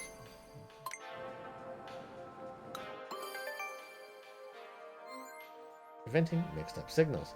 The Wi-Fi signal used for online communication and the Bluetooth signal used for devices such as Joy-Con 2 can get mixed up. If we don't employ extra measures to prevent this, it can result in poor communication between devices. So, to help prevent this, we made sure that the signals take turns. The console can use either Wi-Fi or Bluetooth, but not both at the same time. It can switch between these two types of communications very quickly. It also ever so slightly offsets the type of signal used. With these measures in place, the signals have a much lower risk of getting mixed up. Huh.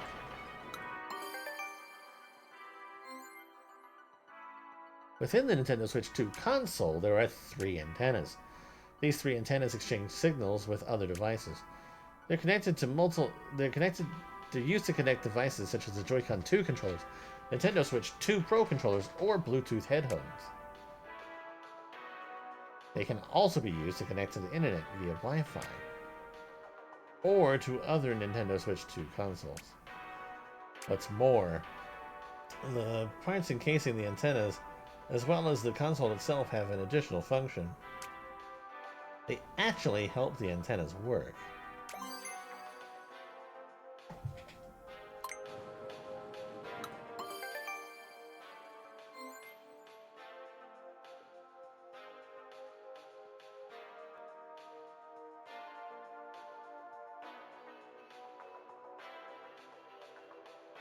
When it comes to the wireless communication on Nintendo Switch 2, a few different methods are possible. There's online communication via Wi-Fi, Bluetooth communication between the Nintendo Switch 2 console and other devices, such as the Joy-Con 2 controllers, near-field communication NFC with Amiibo, and local communication between the Nintendo Switch 2 consoles. Quite a list, huh? And since none of these communication methods involve cables, you don't have to worry about anything getting in your way and getting tangled up. Wireless communication can be pretty convenient.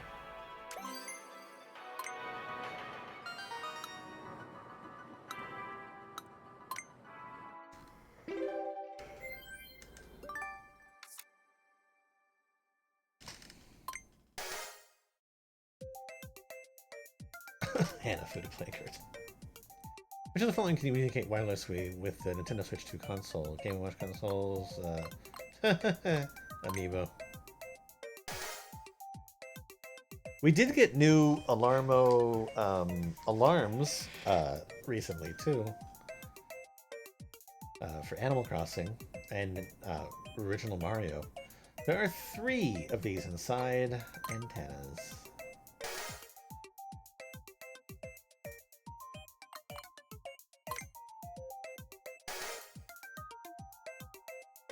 Which of the following is the most difficult for signals to pass through?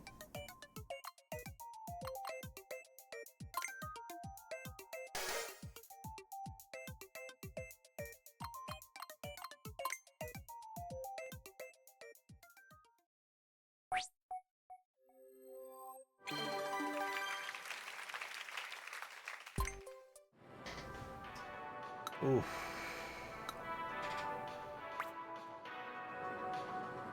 Two more quiz.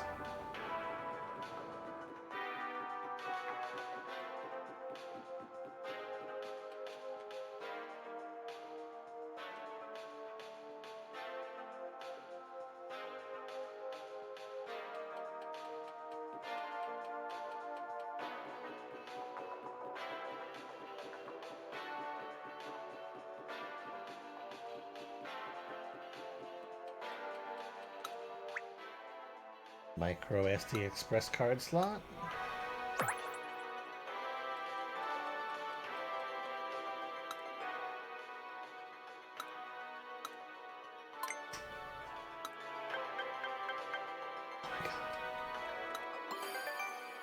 Less likely to get hot. The micro SD Express card is fast. In fact, because it sends signals so quickly, it tends to get hot naturally. We've tried as much as we can to avoid heat buildup. We thought about where to place the micro SD Express card slot and decided to put it near one of the air inlets to help keep it cool. On top of that, we kept the micro SD Express card slot farther away from other parts of the console that are likely to get hot. Well, we even applied graphite sheets to the micro SD Express card slot. These sheets are very effective at transferring heat. The sheets help spread the heat around, which keeps the area cool. Micro Express cards only. The Nintendo Switch 2 console only accepts a specific type of SD card, and that is the Micro SD Express card. Take note that Micro SD cards will not work. The Nintendo Switch 2 console takes advantage of the speed at which Micro SD Express cards read and write data. And we'd like you to benefit from this extra speed as you enjoy new games. Although, that's not to say that Micro SD cards are completely unusable. If you still have photos and images saved to a Micro SD card that was used on a Nintendo Switch console, you can copy the data from the Micro SD card to the Nintendo Switch 2 console system memory. A new way to read and write data. With the Micro SD Express card, the Nintendo Switch 2 console has a new way to read and write data. Compared to when you use the Micro SD card on Nintendo Switch console, assuming a buffer size of 4 megabytes, the read speed will be about 8 times faster. However, different cards will typically read and write at different speeds. Some games may be doing more in the background than just loading, which means loading speeds may not always be around 8 times faster. Reading and writing speeds are getting faster.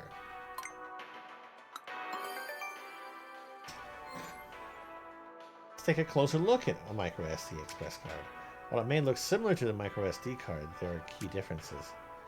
You should notice that once you flip it over, it has a lot more pins. With these pins, data can be read and written in a new way. But since the original pins are still there, it can even work with as a Micro SD card. It's actually compatible with Nintendo Switch consoles.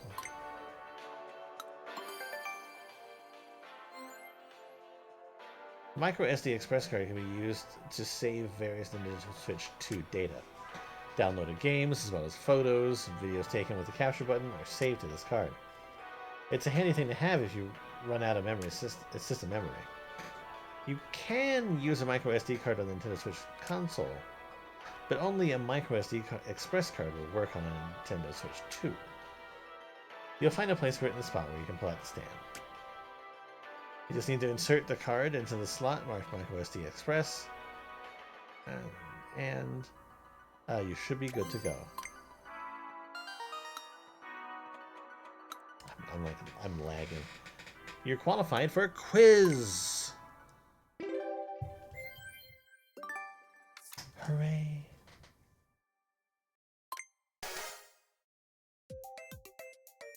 Micro SD Express memory cards.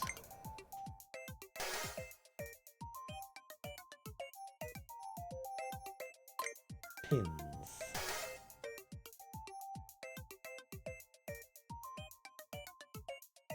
How do the read-write speeds of the micro SD Express compare? Slightly faster, a lot faster.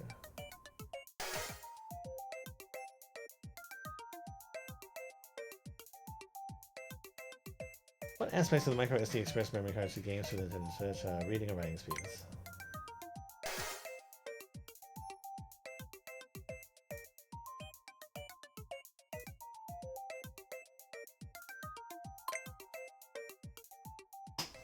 Shit. My eyes were closed and I accidentally clicked the button. Thankfully, it was the right answer.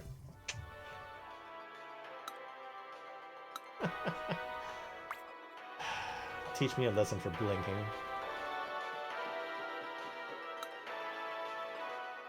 Battery.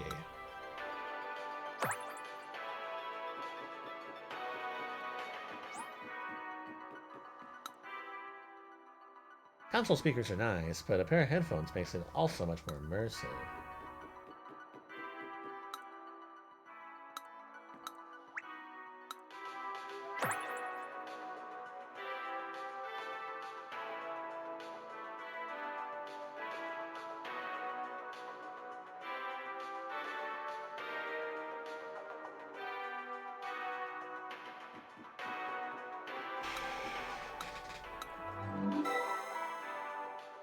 So this isn't a game per se. Short 3D sound experience. Sound doesn't display straight from the pair of speakers. I will say the system does a really good job of simulating surround sound. Because from the main menu you can just do like a simulated surround sound speaker test, and it works perfectly.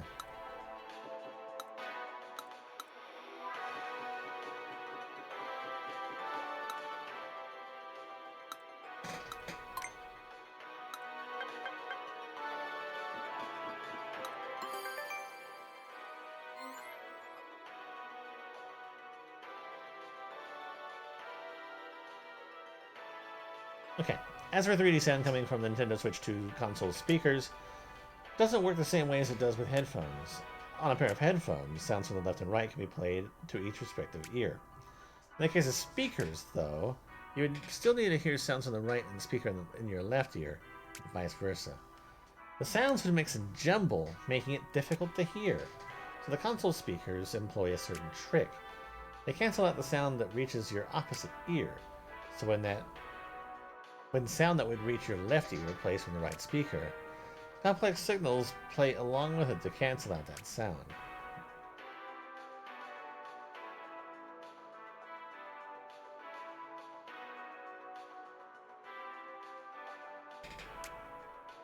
Sounds from the left ear will only reach the left ear, and sounds from the right will only reach the right. 3D sound with headphones. You're listening to 3D sound with headphones connected to the Nintendo Switch 2 console. Game sounds are processed to make it seem like they're coming from different directions. For example, if a sound is meant to be coming from the right side of the game, you'll hear that sound in your right ear slightly sooner. The left-right balance is calculated to reach your ears at the right time. This means that there's a slight delay before the sound comes out of the left and right sides of the headphones. That's not all.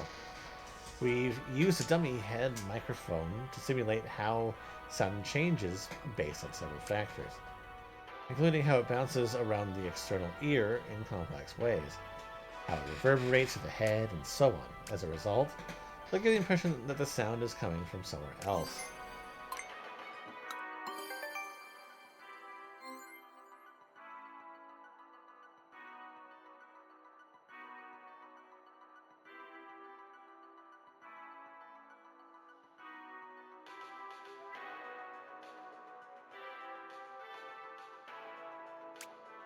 You can enjoy 3D sound whether it's coming from the Nintendo Switch 2 console speakers or from a pair of headphones.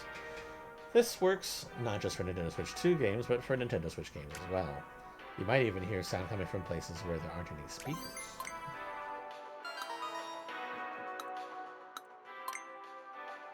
I think there's one more quiz after this. And again, I've found myself playing this for over 2 hours.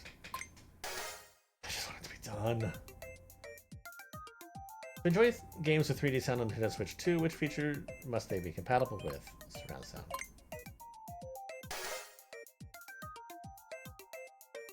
When using headphones to listen to 3D sounds on the Nintendo Switch 2 console, what happens to the sounds on the side?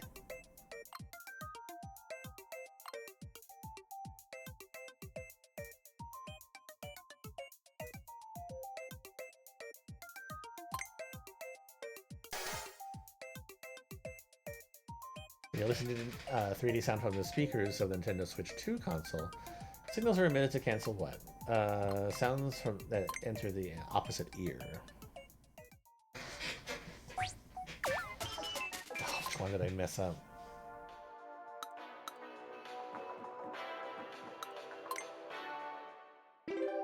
I just didn't read the question right. Console speakers.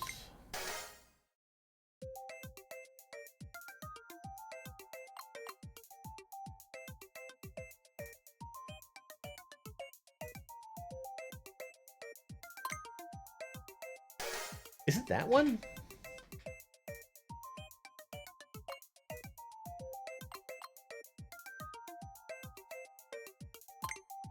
Or was it that one?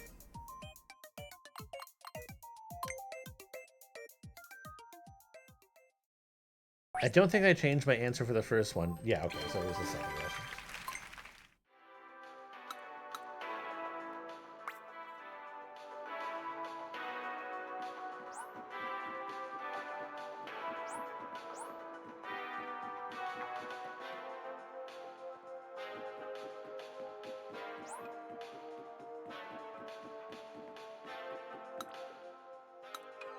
Huh? There's writing in here too.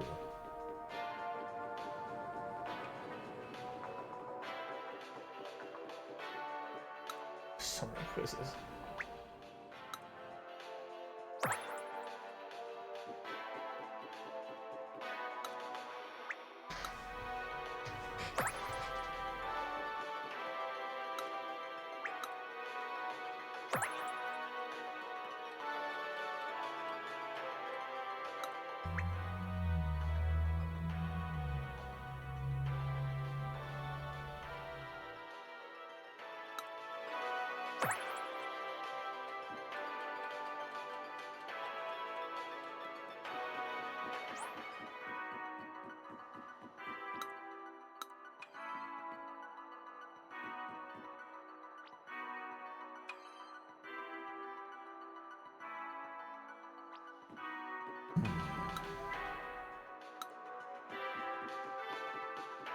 Okay, I need to do something other than a quiz real quick.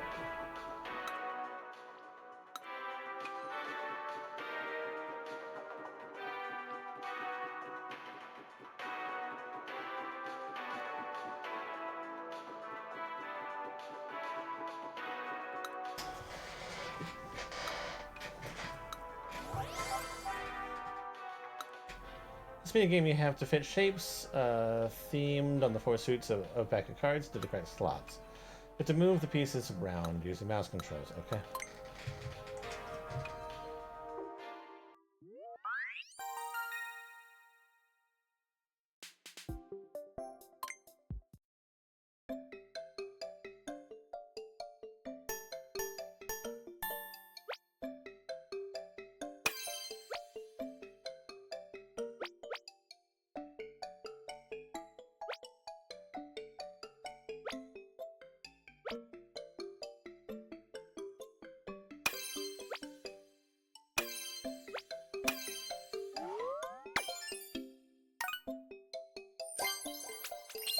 It sounds like baby toy.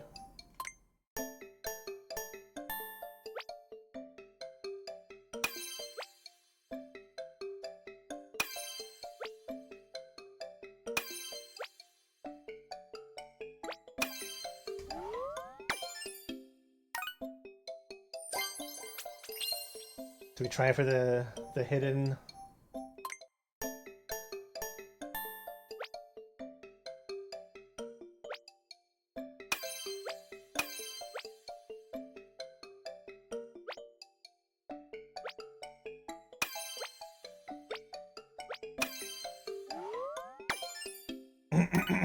Ten seconds?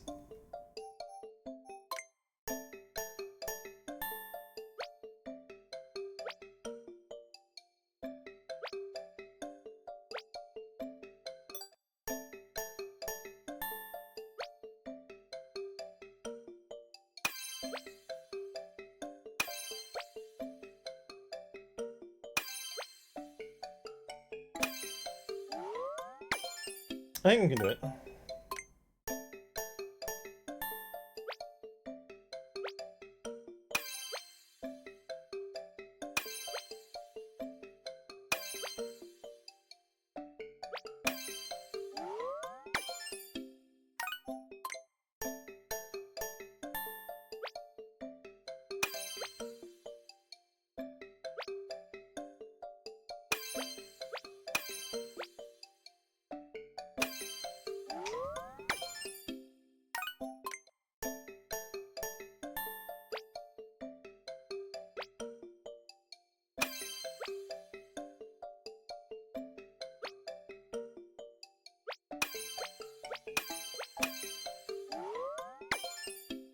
Yeah, I definitely have to get them first try.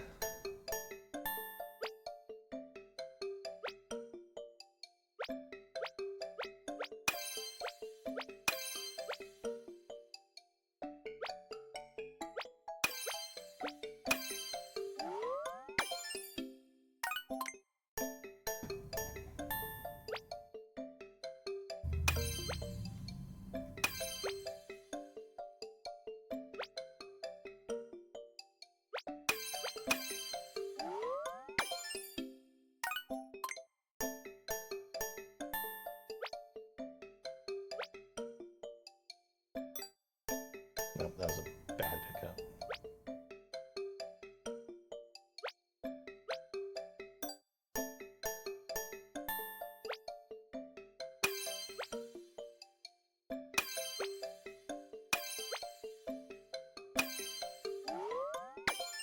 Told you, it's a bad pickup.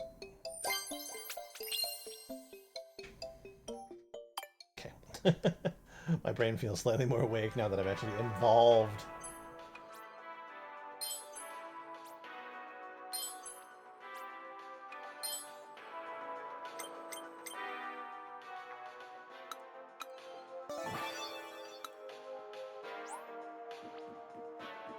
Right, let's do another quiz. I am actually curious about the system's battery capacity, if I am entirely honest. 1.2 times battery capacity. In terms of performance, the Nintendo Switch 2 console is several times better than the Nintendo Switch console. Naturally, this means it requires more power.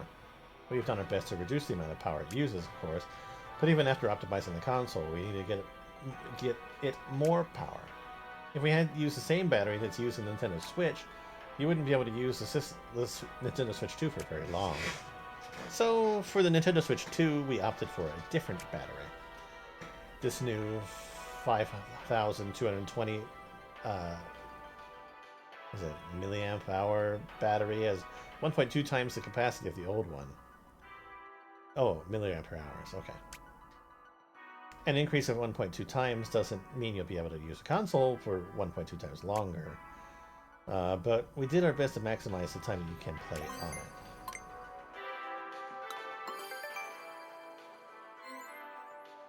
We believe that video game consoles should be long-term companions.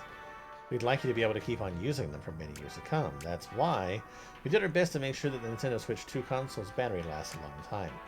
A few things we did to achieve this. We purposely tried to ensure that the battery doesn't get too much power when it's charged. If it did, the energy output would be slightly weakened. The battery could begin to degrade. It's easy to damage battery with fast charging, so we've done our best to prevent this. Our focus was on how many times a console can be charged. We want it to be able to be charged even more times than a smart device. Nintendo and batteries. Nintendo has a history of using batteries to power game consoles, lithium-ion batteries in particular. Console battery life has been improving with successive generations. Game Boy Advance SP has a 600 mAh, Nintendo DS 850, 3DS 1300, the Switch 4310, and the Switch 2 has 5220. Incidentally, the Game Boy and Game Boy Advance system uses dry cell batteries. In those days, if you ran out of batteries for playing, you had to throw away the dry cell batteries and buy new ones. Ah, back in the past. I thought I'd finish all the quizzes because, like, the quiz list thing was full. Clearly, I was wrong. 1.2 times.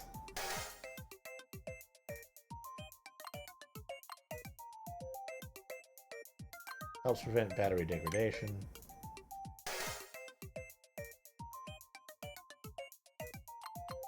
Dry cell.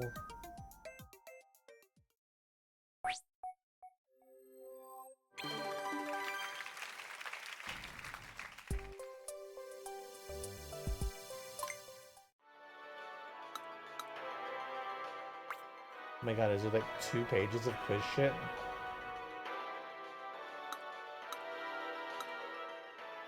Did you know that if you press press and hold B during the HDR firework demo, you can launch different kind of firework. In the super resolution demo, you can use R to toggle between images instantly. And lastly, in HD Rumble 2 motorcycle demo, you can press LR to honk the horn. To tell the truth, I wasn't aware of these either. The staff just told me.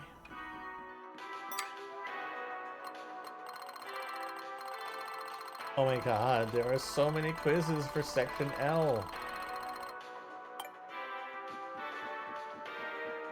This is the most boring section out of all of them. I mean, okay, I'm not going to lie. There is stuff that I specifically have learned from this, and it is kind of interesting. But at the same time, oh my god. Refresh rate and LCD. The number of times per second that a screen changes its image is called a refresh rate. For example, if the image were to change 60 times per second, you'd say that the refresh rate is 60 Hertz. In the case of the Nintendo Switch 2 console screen, it supports a refresh rate of 120. It also supports VRR, which allows for switching between refresh rates. But each of these features have also been fine-tuned. If the image changes 120 times per second, the pictures do change incredibly quickly. But it also means that anything that interferes with the signal, such as resistance, will have a more noticeable effect. This could ruin the image as a result. So we had to implement a few ways to reduce the amount of interference. Conversely, when there are fewer pictures changing per second, the colors gradually fade and the image gets darker. So we also had to find a way to ensure that the colors don't fade easily. Liquid crystal display. Nintendo Switch 2 screen uses a liquid crystal display. It works in much the same way as the Nintendo Switch console's screen. It's much brighter and more vivid than the Nintendo Switch console screen, though. Also, the Nintendo Switch OLED model uses an LED system. OLED screens are very vivid, but the Nintendo Switch 2 console's LCD screen is also quite striking. While it's true that OLED models' colors are a little richer, the Nintendo Switch 2 console screen can be brighter. The screen is also HDR compatible. For those who have both consoles, it might be interesting to compare them. Vivid screen. The Nintendo Switch 2 screen can produce very vivid colors. A deep, vibrant red, for instance. In order to produce such rich colors, a very thick color filter is used. However, when you use a thick filter, the resulting image will be darker. If you compensate for this with more brightness, the battery will drain more quickly. We didn't want to compromise on battery life, so instead To keep the image from getting too dark, we made the shining dots pixels as large as they could possibly be. We also made other customizations along these lines.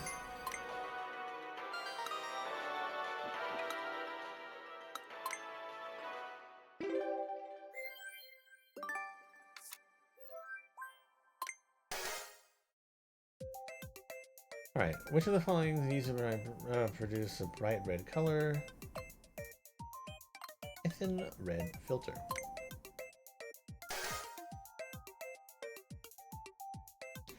The Nintendo Switch 2 screen outputs its image via which medium? Liquid crystal. What's the term? Refresh rate.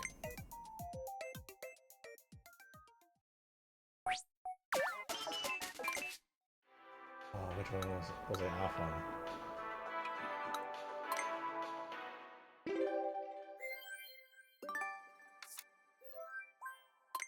I just read the question wrong.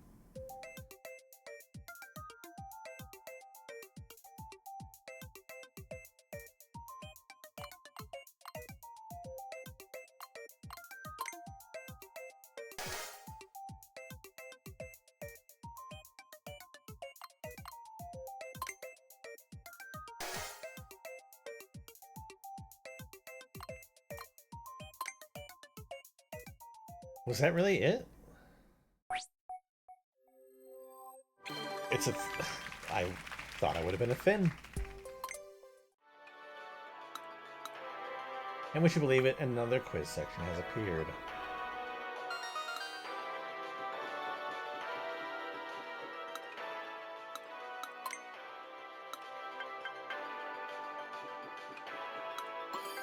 Feels like there's going to be another one.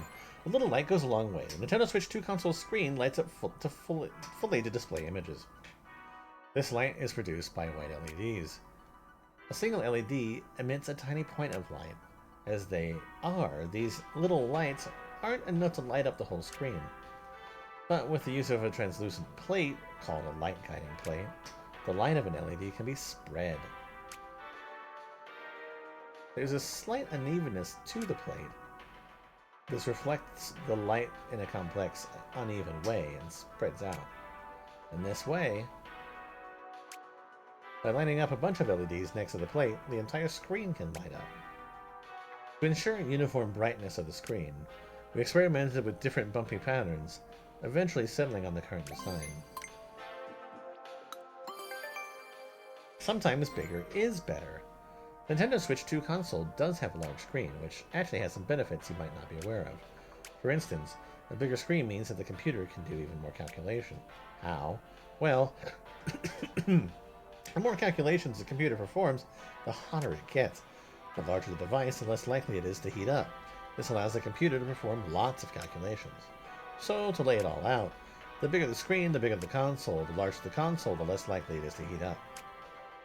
The cooler it stays, the more calculations the computer can do.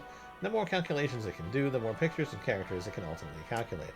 So, if the computer can calculate lots of pictures and characters, then the images should look clear and smooth, and many characters can be moving around at once. That's the goal, anyway. Bigger screen. In terms of screen size, Nintendo Switch 2 console's screen is about 7.9 inches. Compare this with the Nintendo Switch console's 6.2-inch screen and the 7-inch screen of the OLED model. It's gotten pretty big. In fact, it's the biggest screen of all the Nintendo consoles to date. This makes it look even more impressive in tabletop and handheld mode. It's also easier to see when playing with others. By the way, it's slightly over 7.9 inches. Everyone tries to compensate for something.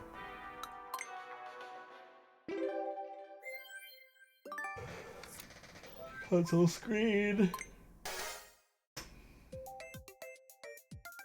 In terms of size, roughly how many inches is...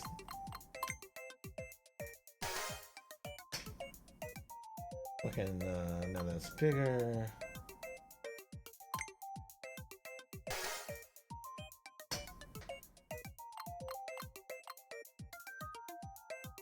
The line starts out a small dots of line. da.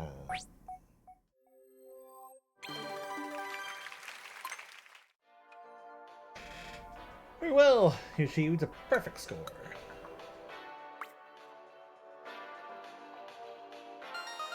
Oh, look, I was right. Another quiz. Wow.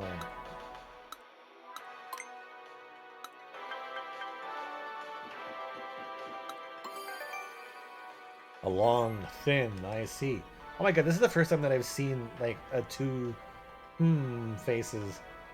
Often on the inside of a computer, there's a component called an IC, or an integrated circuit. It's typically square-shaped. As for the IC that controls the Nintendo Switch 2 console screen and touch input, it's pretty thin, measuring 30 millimeters by 1 millimeter.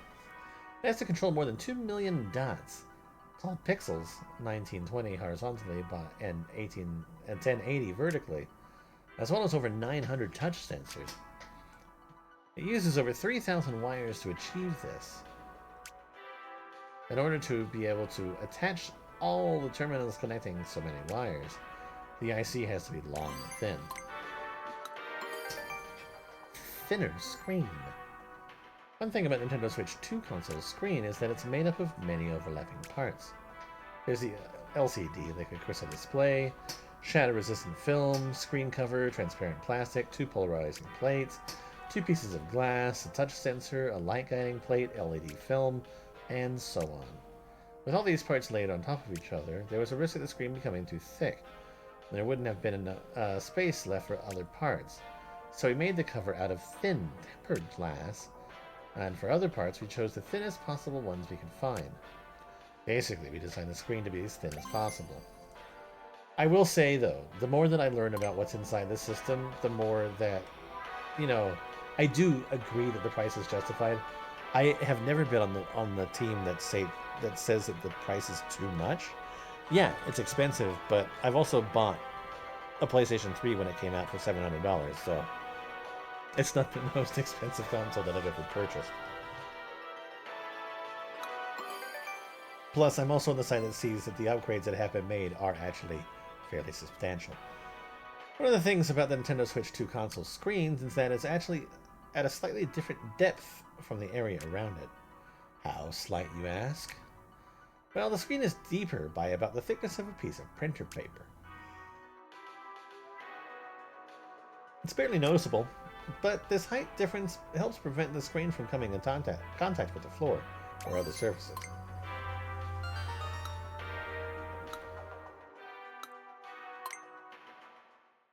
That's good. Also, the screen is not meant to be stable. Which I cannot believe that was happening. A sheet of printer paper. Components shown or layered over each other to make what part of it?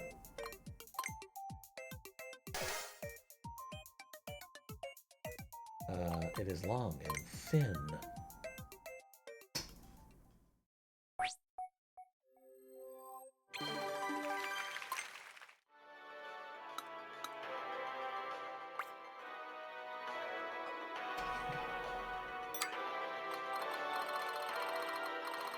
Yeah, look at how much I still haven't done.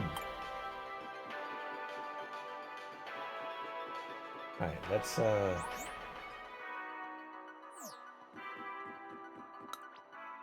refresh brain.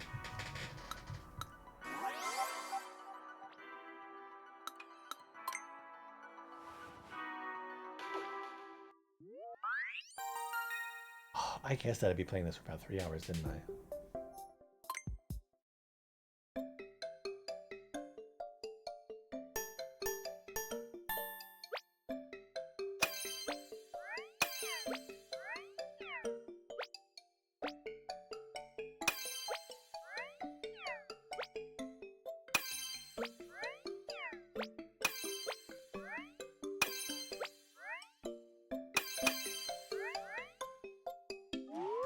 I like that it fixed itself.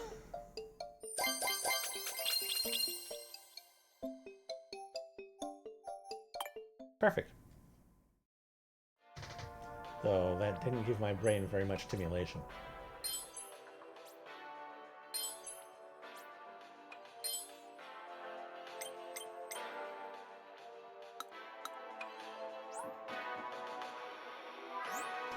Okay, where to now?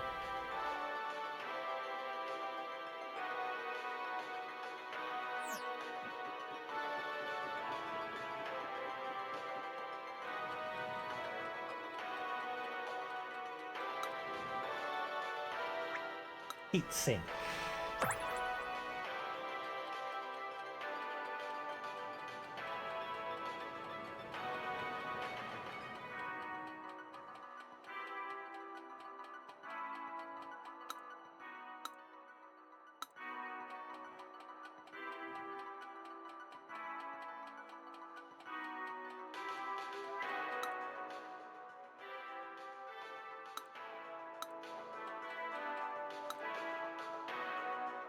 Heat pipe.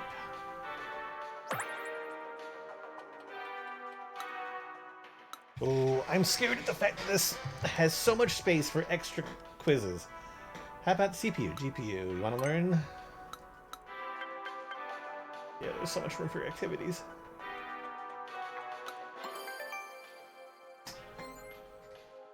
Within the Nintendo Switch 2 console's main computer, you'll find the GPU, graphics processing unit.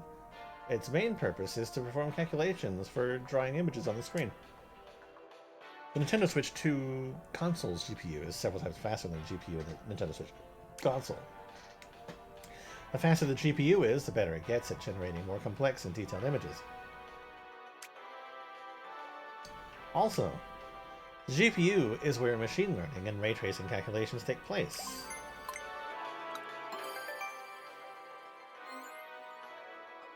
Within the Nintendo Switch 2 console's main computer, there's a part called the CPU, the Central Processing Unit. It calculates how characters move, switches from one scene to another. In short, lots of calculations are happening here. The Nintendo Switch 2 console CPU is several times faster than the CPU of the Nintendo Switch console. The faster the CPU is, the better it is at displaying lots of characters on screen, and the better it is at performing more complex motion.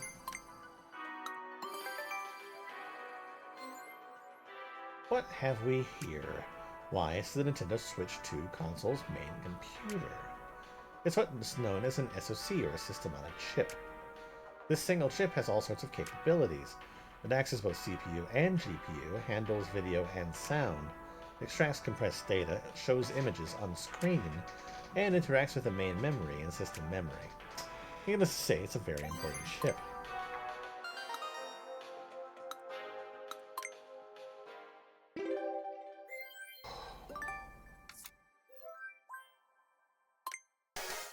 We're getting there. Alright, SoC.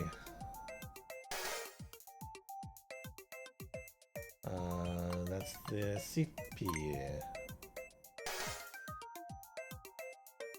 GPU.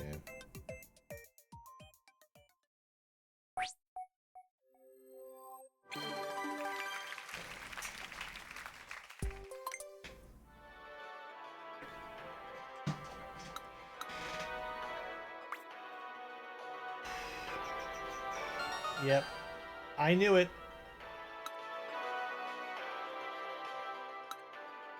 You're almost done with all the quizzes. That's incredible. You're incredible. You're nearly finished with the exhibition's quizzes. So if you haven't read so many, you have no idea how happy it makes me. It makes me sad.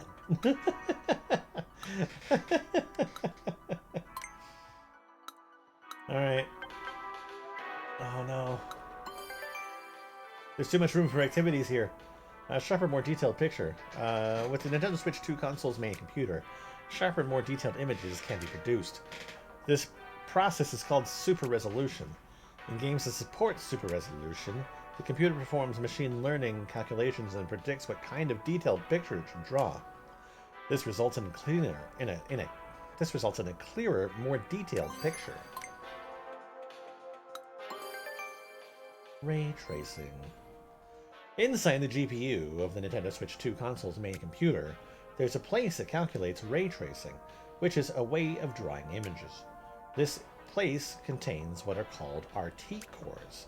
RT cores can calculate whether or not there's light hitting polygons, and it does this incredibly quickly.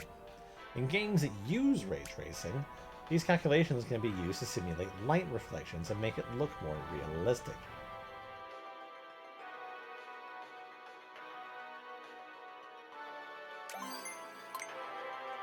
I had to wait for its like animation to finish.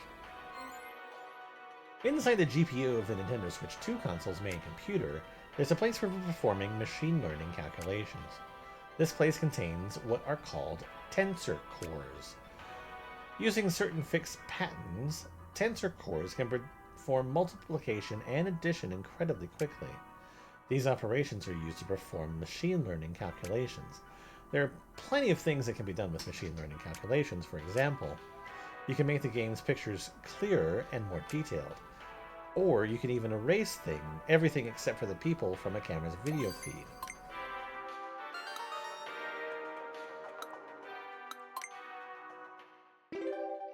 Alright, quiz me.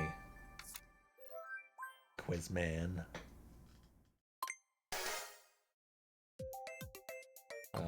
Super resolution.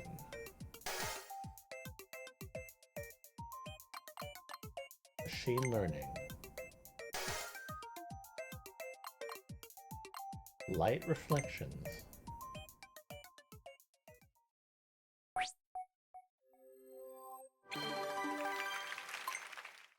Alright, where's the next one showing up?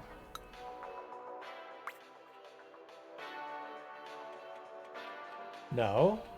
We're not filling this heat pipe with more quizzes than you can shake a stick at? Amazing.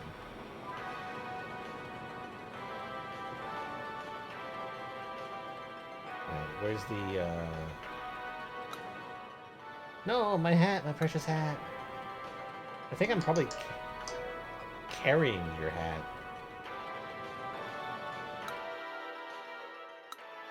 Bam. So many of the things I've seen here have been inspiring. It makes me want to work as hard as everyone here. I'm going to use all this knowledge to create my own game system. With hookers and blackjack. Nice. I'm so glad. Here it is. Then, heat dissipation insights number 1. Uh-oh. They could go all the way around this. Electronic devices get hot. Some electronic devices can heat up the longer they run. They can get particularly hot when performing fast calculations and communicating rapidly, or running while being charged. And using devices that are hot to the touch definitely isn't fun. That's not the only problem. If the parts are too hot, the device itself may fail to work properly. Some parts could even break completely. To ensure this doesn't happen, Nintendo Switch 2 cools down parts in different ways so that they don't get too hot.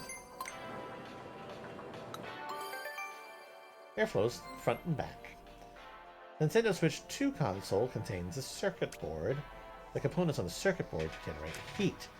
These need to be cooled down. To do this, air flows to both the front and back of the circuit board. Both sides are directly connected via the air inlet, and the fan draws in air, ventilating both front and back. And so, the components on both sides of the front and back of the circuit board can be safely cooled.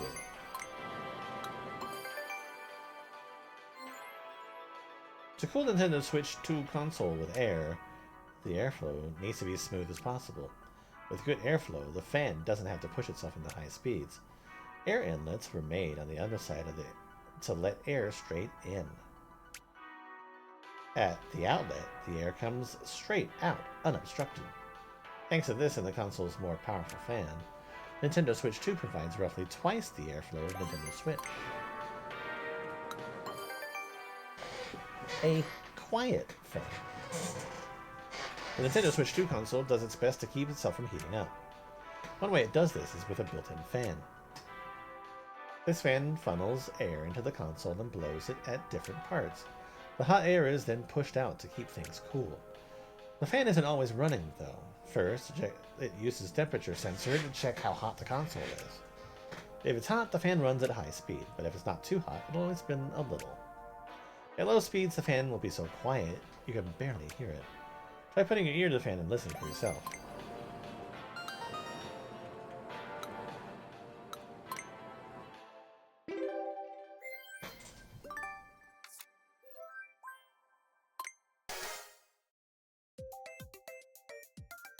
They get hot.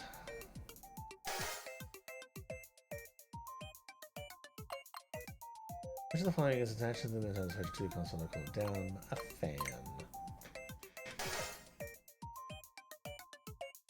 Front and the back.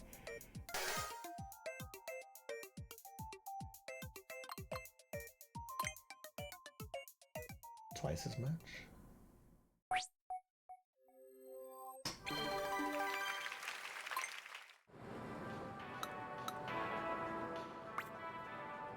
Okay.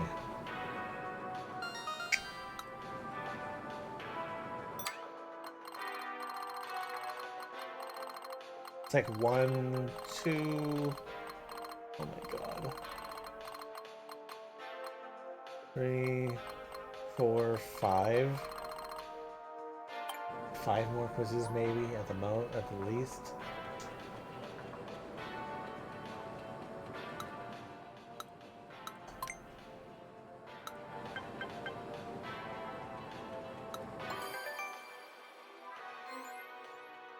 One thing about the Nintendo Switch 2 console's system memory is that it's susceptible to heat. The system memory should be kept as cool as possible. That's why it's been positioned close to one of the air inlets. What's more, we made sure that it wasn't near other parts that heat up. And there's one last thing. The wiring conducts heat easily because it's made of copper. So we gave the system memory its own spot, away from any wiring. This reduces the heat that's transferred. As a result, the system memory is protected from heat.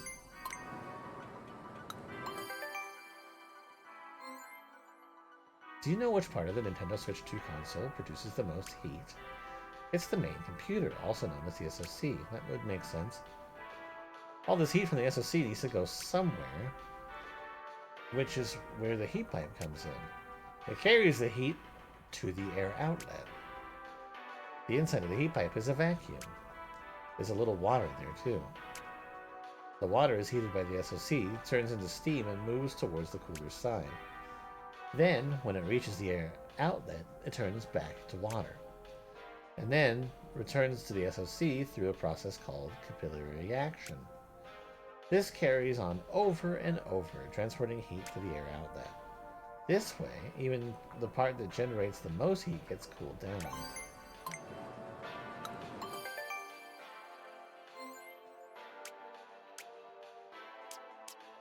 Inside the Nintendo Switch 2 console, it's normal for parts to get hot, but some parts are difficult to cool down with air alone. We used a couple different materials to solve this, the first being graphite sheets, and the second a substance called thermal grease, both of which are good at conducting heat. By using these, the heat is evenly distributed across the parts that get too hot, so that they only become a little warm. Because a lot of air gets to this warmer area, the console can be easily cooled. Graphite sheets have been attached to the plastic on the back, as well as other parts, such as the microSD express memory card slot. Thermal grease, meanwhile, is used for the main computer.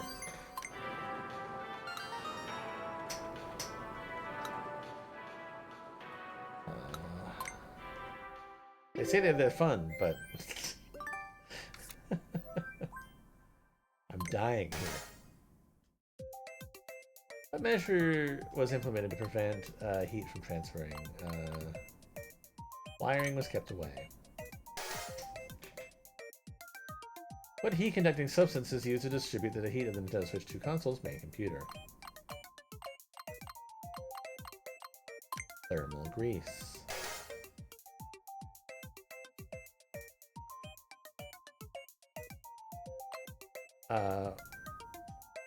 What moves around inside the heat pipe to transfer heat? Small amount of water.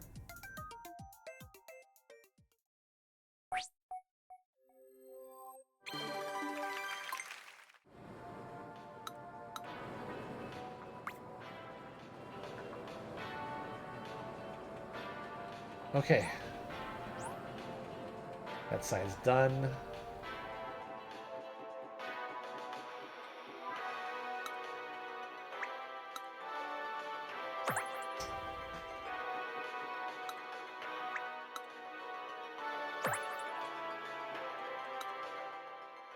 This area is jam-packed with info.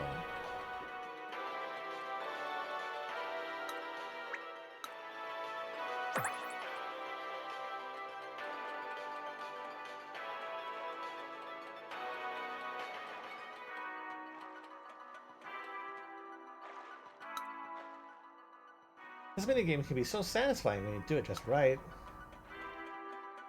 Alright, let's do the quiz first.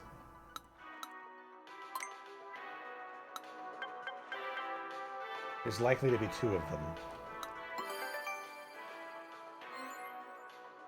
When it comes to voice chat, Nintendo has a long-standing history. You need only look back on titles like Pokemon Diamond and Pearl for Nintendo DS, Animal Crossing City Folk for the Wii, and its compatibility with the Wii Speak accessory, Pokemon X and Y for 3DS, Wii U Chat for Wii U, and the Nintendo Switch Online Smart Device app for Nintendo Switch, as of May 25. Players have been able to use their voices in a lot of different ways. What's more, you could even talk with people far away using the Light telephone release in 1971, exclusive to Japan. Well, that's kind of cool. I want some of these old, like, Nintendo gadgets. The Nintendo Switch 2 microphone is built into the console, but we initially considered putting it somewhere else, like on the side of the Switch 2 dock, the Joy-Con 2 grip, or on the Joy-Con 2. Problem was, the microphone would only be usable in TV mode if it was part of the dock, and it wouldn't be usable in handheld mode if it was part of the grip. And if we put it on the Joy-Con 2 controller, it would have made it harder for the microphone to pick up voices when you're using motion controls. We want to make the mic easy to use. And we wanted this to apply whether you're using the console in handheld mode, TV mode, or tabletop mode. Not to mention when you're using motion controls. That's why we decided to build it into the console. For whatever reason,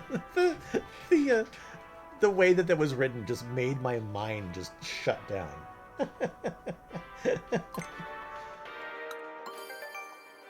One microphone is enough. You might notice that the Nintendo Switch 2 console only has a single microphone. Sure, there are some devices out there that come fitted with 2 or 3. Having 2 or 3 microphones makes it easier to pick up a person's voice from a specific direction. But in TV mode, you're free to point the Nintendo Switch 2 dock in any direction you want. You're also free to speak anywhere in the room. This means that you don't need the microphone specifically pointing at someone. Also, the Nintendo Switch 2 has a chip that makes it easier for it to pick up your voice. And it's customized especially for games, so it can pick up your voice loud and clear. And that's why just a single microphone will be enough. One microphone is enough to record all of your private, confidential information. The Nintendo Switch 2 console does have a built-in microphone, but you can also use different microphones if you'd like. For instance, you can plug a microphone into the audio jack. You can attach it via the USB port on the console or the dock. Or you can even plug it into the Nintendo Switch 2 Pro controller's audio jack. You've got plenty of options, so feel free to take your pick. Whichever microphone you settle on, the chip will make your voice easy to hear. I'm scared of this space over here. I knew it. Okay. Microphone. Alright, which of the following devices can you connect a microphone to in order to easily hear people's voices? Only the dock, only the Switch, only the console, only the dock, only the Pro controller. No, it's all of the above.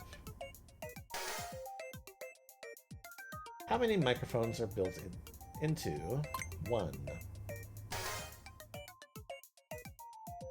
In which mode is the Nintendo Switch 2 console's microphone intended to be used? All.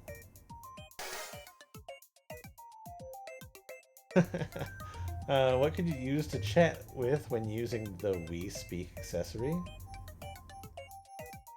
I mean, it's your voice.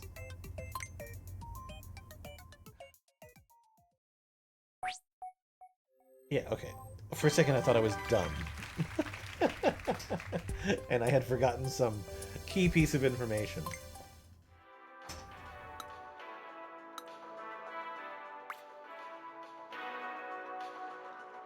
Okay, no hidden quiz over there, but... Okay, still a few left. Alright, let's check out this minigame. What is this? Floaty Frustration is now available. Equipped with mouse sensors, this means you can use 2 mice at the same time. In this minigame, you'll be using 2 mice, one in each hand, and moving them to stroke the breaststroke. Swim the breaststroke. Swim as fast as you can to reach the goal. Well, there's just one thing in this game. It's extremely difficult to swim straight forward. The trick is to make large sweeping motions. That way you can propel yourself forward in bursts. Alright, 2 mice.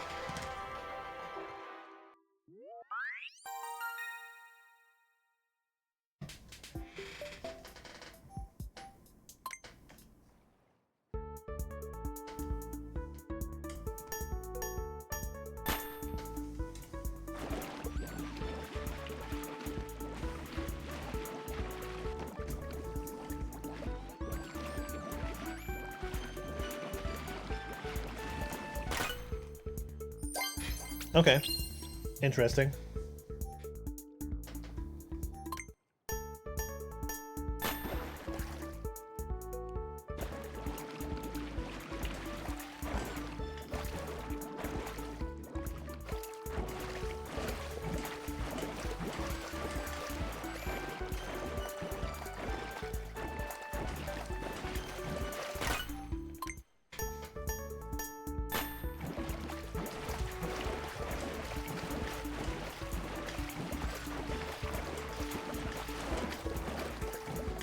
Oh, I was so close. Alright.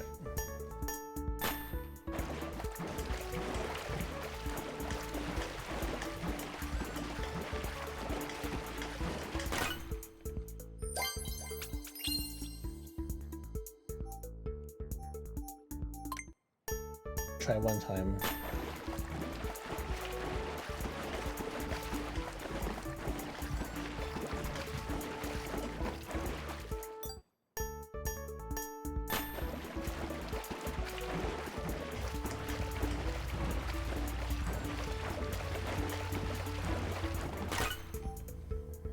Seven seconds?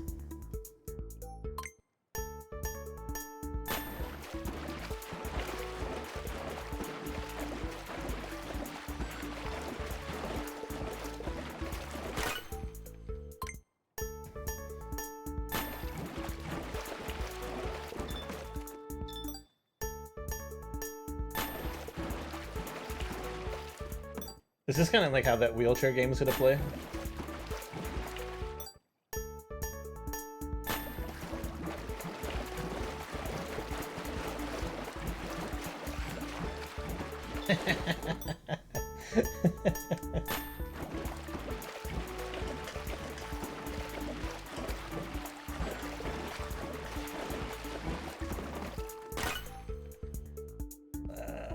One more try.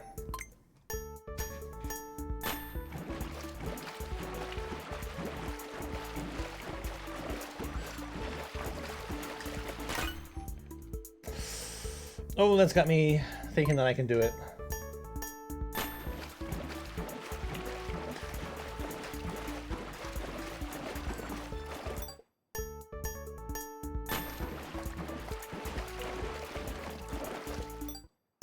They are right that it's like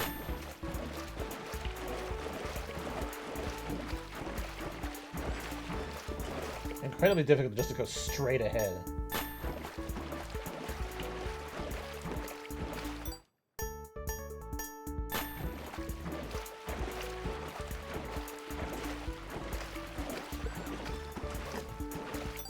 Oh. Wait.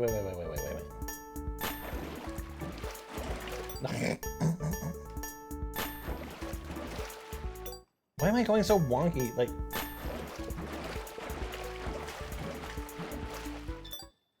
right off the bat.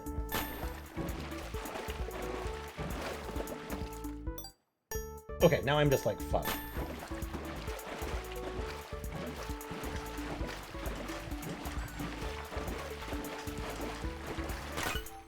Right. I'm just gonna leave it alone. I did it. It's the last minigame that I know of.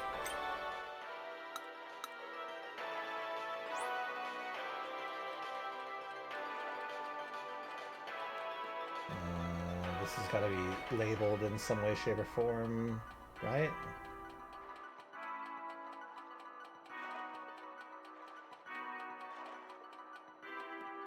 Nope.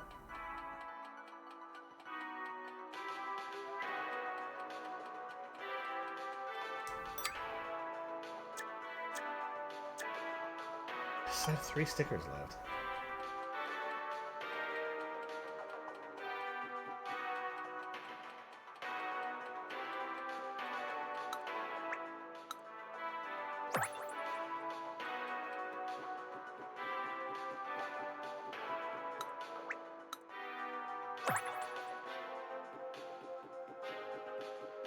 Kind of want to find the last sticker, but not activate it.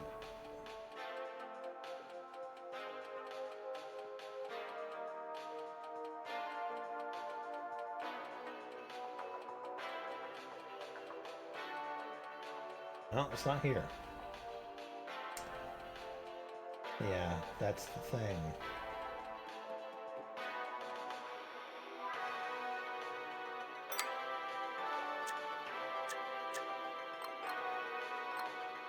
It has to be somewhere around here.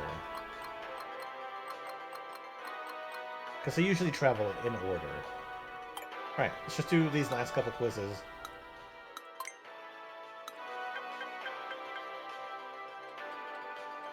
It's promising. I like it when it has a lot. Okay. It means that there's less quizzes to do overall. Alright, the Nintendo game consoles have had their own operating systems for some time. Ever since the Wii, in fact. Nintendo 64 and Nintendo DS also have operating systems, but in these cases the OS is mainly included in the game software. Since the release of the Wii, the OS has been installed in the console instead, running in the background. It's performed all sorts of functions to improve your gameplay experience. For example, the Wii Connect 24 for Wii, Street Pass and Spot Pass for Nintendo 3DS. By the way, speaking of like the Wii, that whole Wii Vote channel stuff and things like that, I really wish they would bring stuff like that back. Miiverse for the Wii U, switching between TV mode, tabletop mode, handheld mode, and Nintendo Switch, and so on. Firmware. This isn't strictly related to the operating system, but there are a number of different computers inside the Nintendo Switch 2 console and its accessories. The main computer is just one of them. For example, the Joy-Con 2 controllers and dock each contain their own computers. In fact, every single game card contains a computer. Not only that, each computer has its own software that runs on it. This software is called firmware. Because the Nintendo Switch 2 console was designed for playing games, we customize each piece of firmware to make it easier to use with games. In other words, each Joy-Con 2 controller, dock, and game card runs its own custom firmware. That was a lot. Rewriting programs. Inside the Wii U console, there is a Wii computer. This lets you play Wii games on the Wii U. However, the Nintendo Switch 2 console was different. You won't find a Nintendo Switch computer inside. The Nintendo Switch 2 computer works differently from the Nintendo Switch computer. This means that the Nintendo Switch games won't work as they are. Despite this, you can still play Nintendo Switch games on the Nintendo Switch 2. How is this possible? Well, when you play a Nintendo Switch game, the OS adapts to the way the Nintendo Switch 2 console works. It's like it's swearing. It does so by rewriting the Nintendo Switch programs, such as shader binaries on the fly. When you play a Nintendo Switch game, the Nintendo Switch 2 OS is rewriting things in the background. By the way, because you are playing a Nintendo Switch game on the Nintendo Switch 2, which is not using the Nintendo Switch computer, you may notice some improved performance, such as faster loading times and smoother gameplay. That's what I wanted to find out an hour and a half ago after I thought that I would have been done with the game then. A dedicated game operating system. The Nintendo Switch 2 operating system is dedicated to gaming. In fact, that's specifically what it's made for. Operating systems found in smart devices and PCs are designed to do many things. but when an OS is dedicated to gaming, it focuses solely on game-related tasks. That's why it was designed to be small. This allows for more of the console's processing power and memory to be used on games. The Nintendo Switch 2 console was designed for playing games, after all, so games are naturally prioritized. I will still be playing other stuff. It's still super early in the day, so... not every piece of Nintendo Switch 2 software is a game. The console comes installed with software that's always running in the background. This is called the operating system, or OS for short.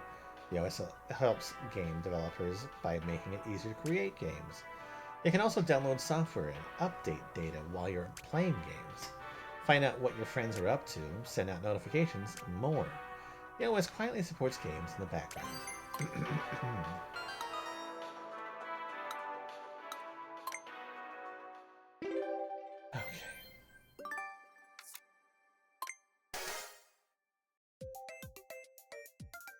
What's the name of the software that comes with on OS? What operating system does the Nintendo Switch 2 console use? OS dedicated gaming. Computer contain cannot be rewriting data.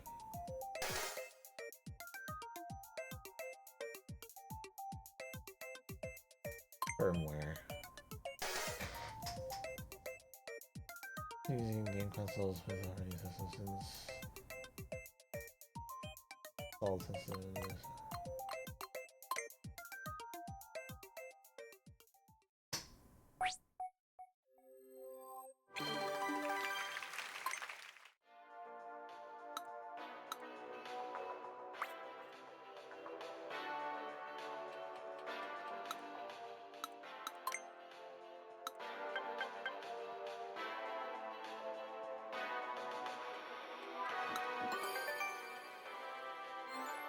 Nintendo and saving downloaded games. Nintendo has a long history of letting you save games in the form of downloads. 0.5 gigabytes. 2.25 gigabytes. Save to SD card. 8 gigabytes slash 32. 32, 64. And let's not forget about Satellaview in 1995.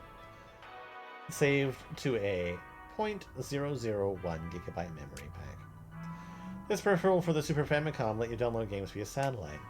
We've offered you ways to download and save games for as long as Nintendo has been a household name.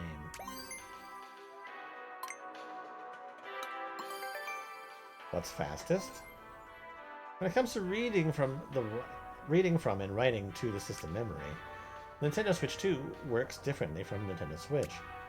Assuming the buffer size of 4, I think we've come across this before, can read and write roughly 8 times faster than its predecessor. However, some games may be doing more in the background than just loading, so the loading speed isn't guaranteed. Also, out of all the storage mediums that hold game data, it's the system memory that can be read the fastest. It's even faster than a game card or a microSD express memory card. Plenty of things can be stored in the Nintendo Switch 2 system memory.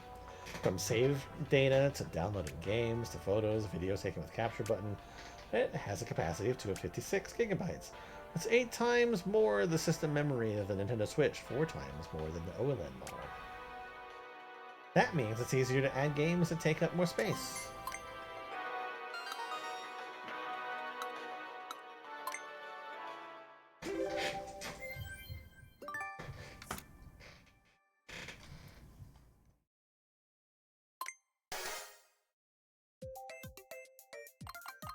$256. Which is the console system memory?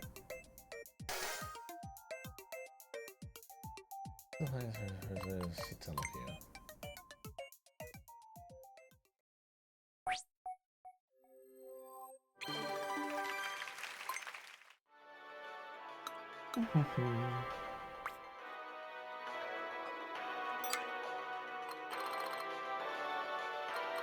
One more with 5 topics? Or 4 topics, rather? Oh my god, I thought it would never end.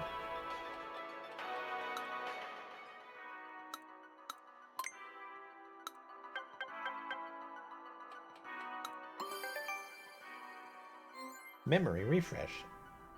When it comes to the console's main memory, data written to the main memory will be lost once the power is shut off. To prevent this data loss, the power must be supplied repeatedly.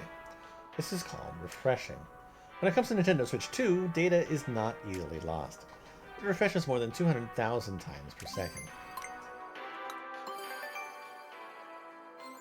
Faster main memory. The Nintendo Switch 2 console's main memory has twice as much circuitry as the Nintendo Switch consoles. It also uses a method that lets it read and write data twice as fast. So, compared to Nintendo Switch, the Nintendo Switch 2 console's main memory is up to 4 times faster. It's faster in many areas and is able to perform more calculations in the same amount of time. Not only that, the Nintendo Switch 2 console's main memory is compatible to that, or comparable to that of smart devices. That said, on many smart devices, the main memory is found on top of the main computer. When it comes to the Nintendo Switch 2, the main memory is located away from the main computer. This makes it harder for the main memory to heat up and allows for additional circuitry. It's designed to perform a lot of calculations. Bigger main memory. The Nintendo Switch 2 console's main memory loads programs and data from the console's system memory. Main memory can also be used to store the results of the main computer's calculations.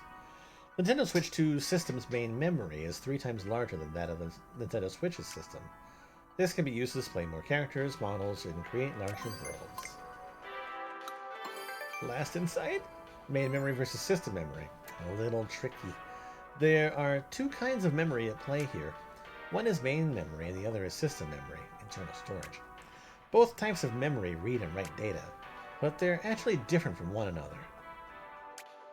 Main memory is read from and written to faster, but the data is lost when the Nintendo Switch 2 console is powered off. System memory, however, has slower read and write operations, but the data is retained when the console is powered off. For that reason, the main computer uses main memory when it needs to read and write faster. However, it uses the console's system memory to store downloaded games. For example, the downloaded games on the console's system memory are loaded into main memory before the main computer begins to read and write. Each memory type does the work it's best suited for.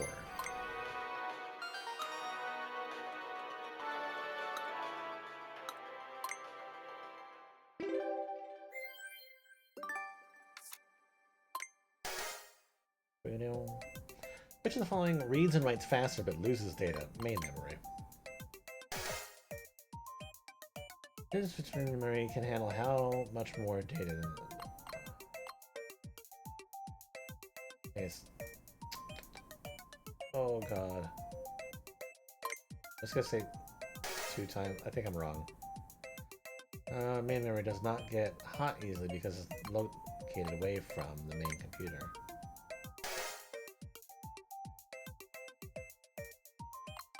More than 200,000 times.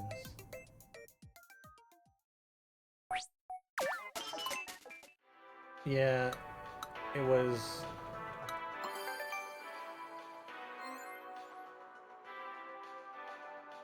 three times?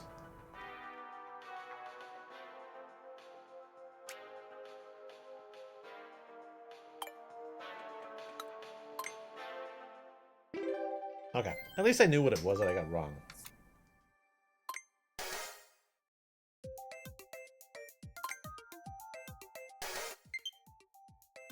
Oh my god, that's a first.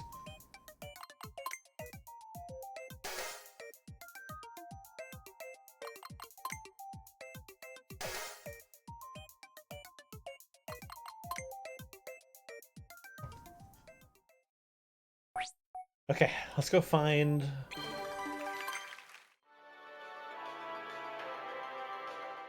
Can't be. You completed all the quizzes? Thank God.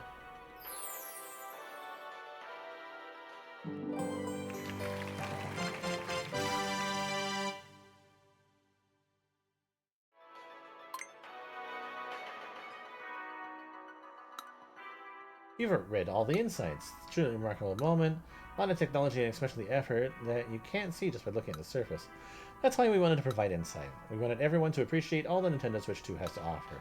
I hope this helped you gain a deeper appreciation of its workings. Thank you for having read so many insights. It really means a lot to me. I guess you're welcome.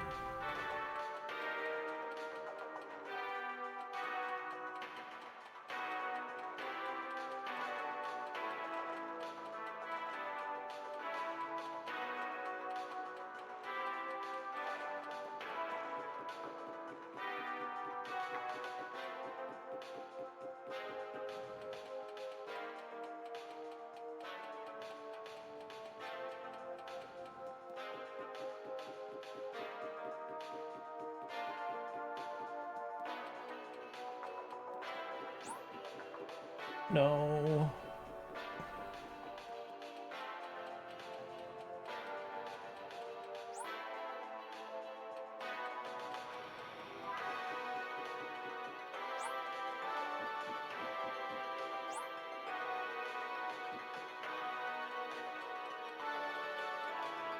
Found you! Wireless antenna upper.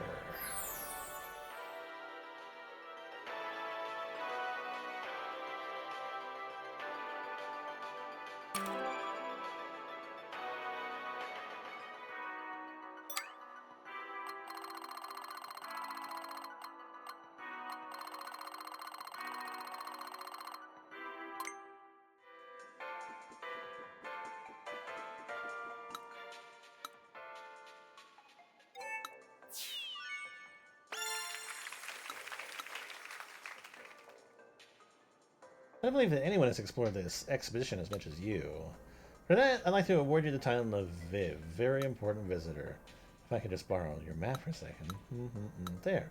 Let's stick on your map. This shows that we consider you a very important visitor. Now go in and enjoy the rest of the exhibition.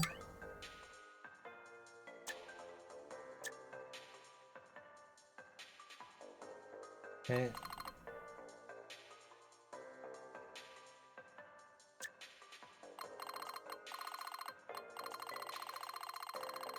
Alright.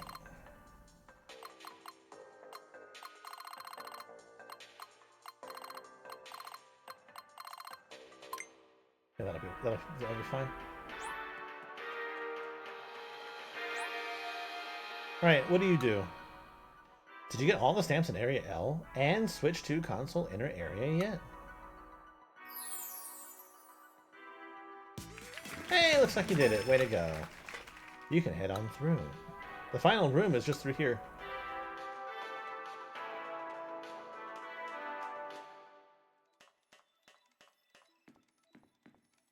Uh-oh.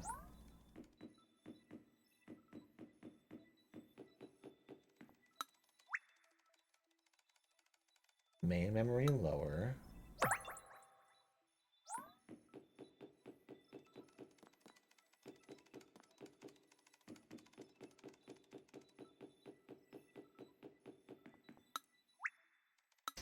Main memory left.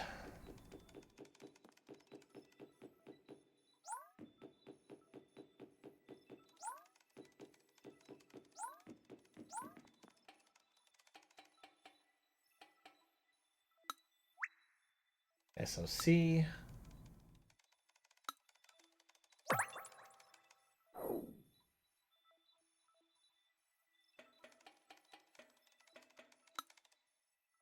Did you get all the stamps? Let me check your map.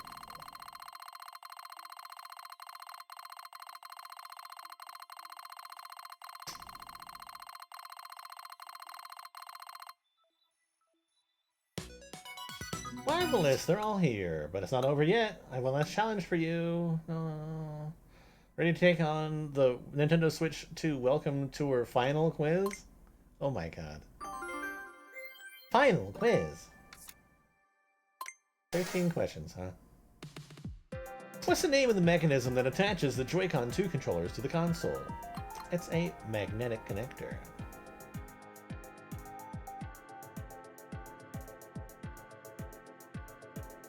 Right?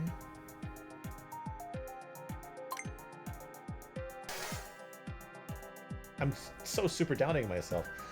How many USB Type-C connectors does the Nintendo Switch 2 console have? 2?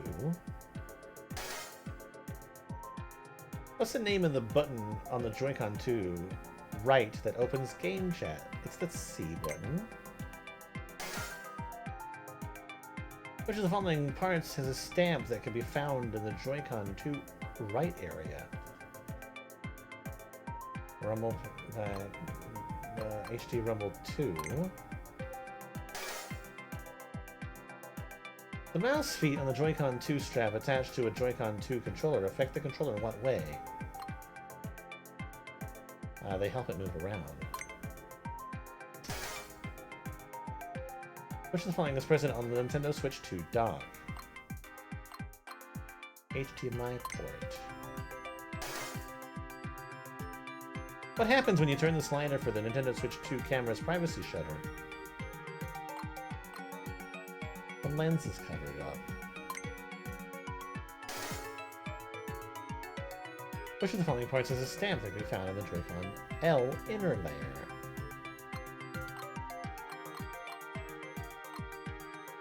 Capture button.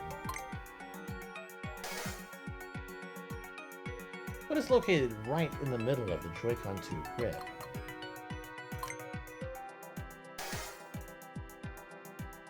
Which of the following cannot be found on the Nintendo Switch 2 Pro controller? SL and SR buttons. What is the shape of the Joy-Con 2 wheel? Circular?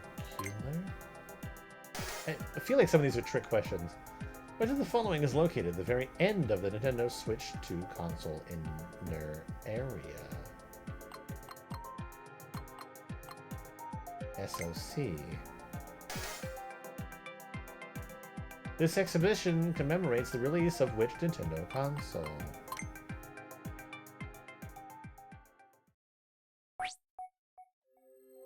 Thank God. You passed the final quiz. What a success! Stamp rally is now complete.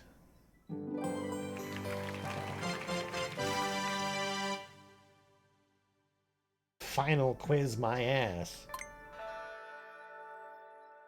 Alright, I haven't introduced myself yet, have I? My apologies, let's correct that. Not to brag, but I actually play a fairly important role in this exhibition. I am its curator. Nice job making it this far. This is the deepest level of the Nintendo Switch 2 console inner area. I know you've explored many different areas before winding up here, but were there any particular exhibits that left an impression on you? Needless to say, these sprawling grounds are an important part of the expedition itself. I'm so happy you explored every corner so thoroughly. Mind if I take a look at your map? You've been all over the exposition hall. Thanks for making it all the way back here. All the way here. I hope you'll continue to enjoy the space. Alright, so all stamps. I'll finish this one when I undock the system. I'll finish at least the base level of these two the next time that I undock the system too, so... do I want to do that right now, just to make sure there isn't anything that, like, happens afterwards?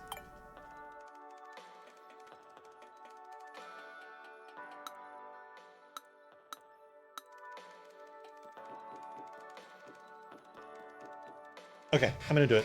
2 seconds.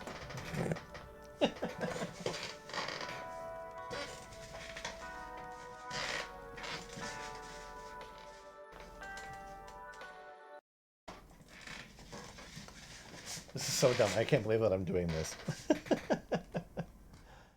But, you know, we do what we do, right?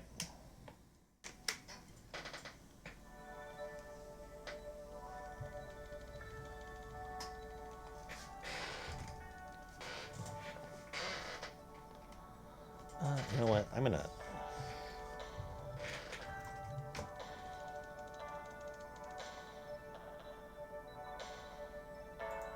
hide that for a second. Alright, so 3D sound.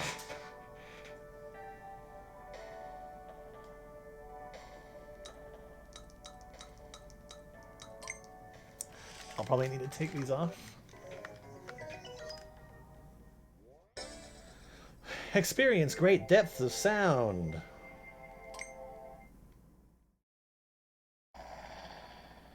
Alright, listen to the helicopter on autopilot.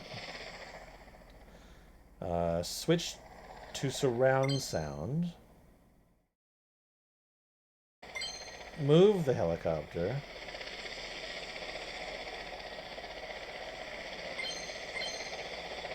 And fly around the area. Okay. So that should be the last of the demos.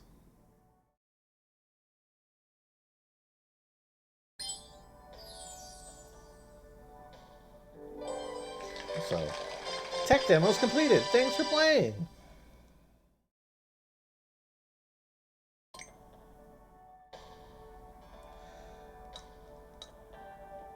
Okay, now, yeah, I've got like a little crown. And then the minigame, we've got the LCD pixel hunt. Is it going to make me play with mouse controls, maybe?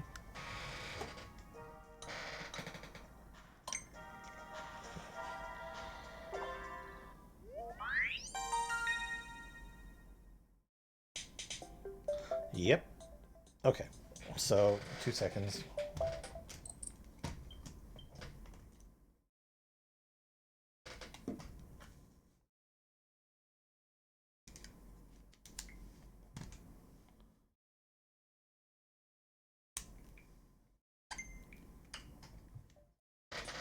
Okay. So, sorry, mouse controls now. Definitely level 5. 2 seconds.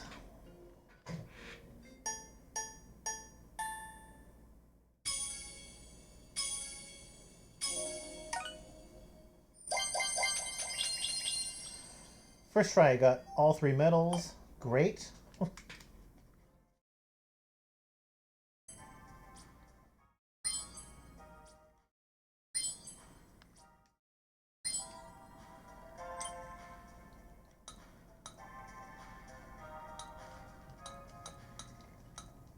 And apparently that was even the harder version, too.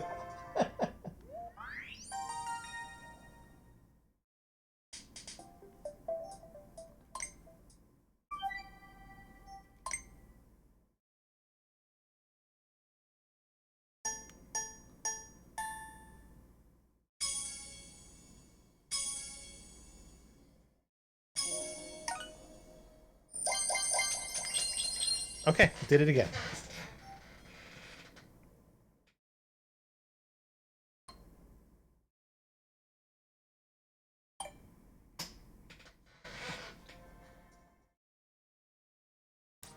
Okay, now that I've done that,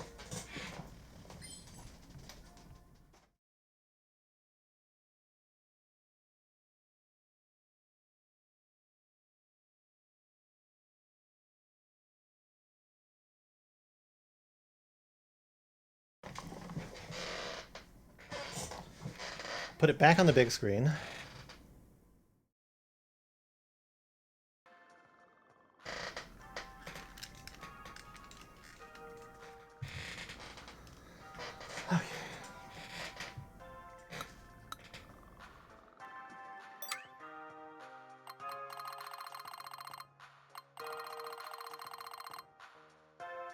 Okay, so clearly it requires like a medal for everything, right?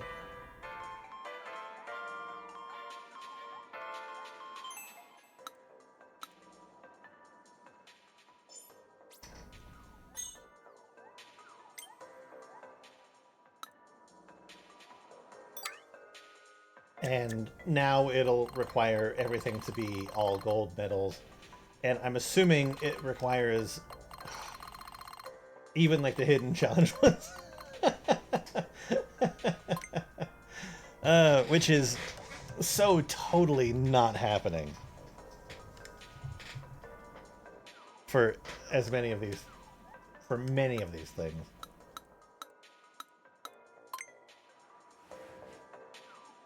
All right, let's see if there. We'll see if there's a hidden one here. Yeah, it's 50 seconds.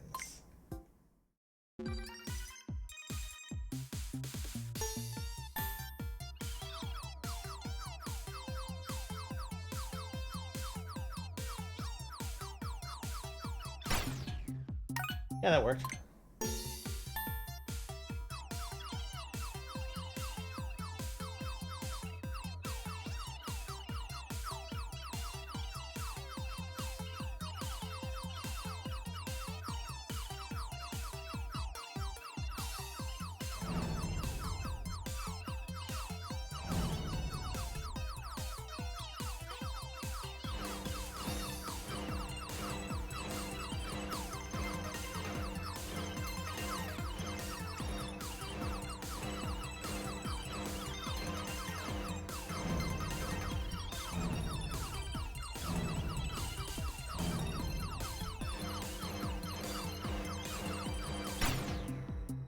Gotta be fucking kidding me.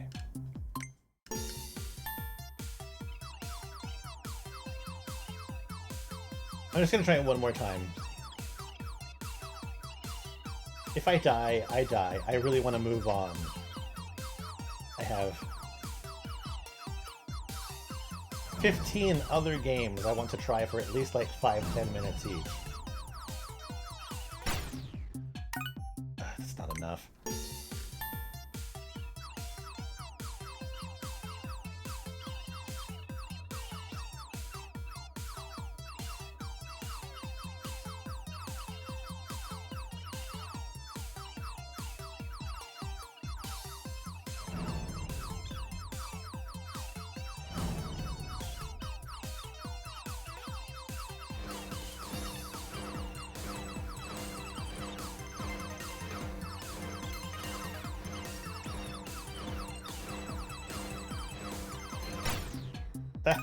That was coming straight for me.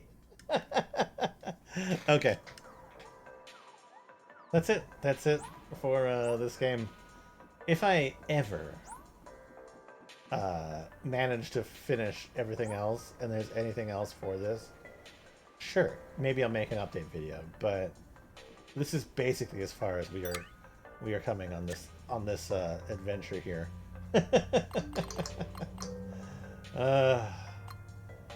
Most everything is 100%. I'm assuming that if you 100% everything, then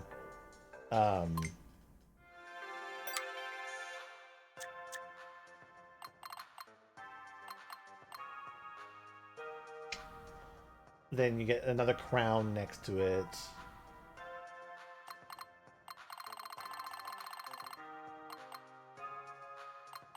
It's not like I'm very far away from doing it. It's just a couple things. These ones just were very tricky. I couldn't quite work out what I was doing wrong. Anyway. Thanks for watching this.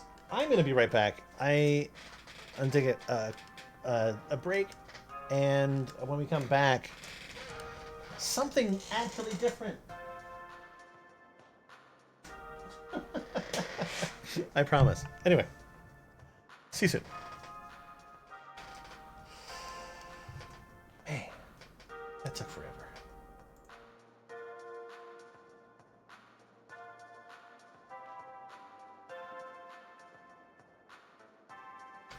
I feel like I should do a review video of this game.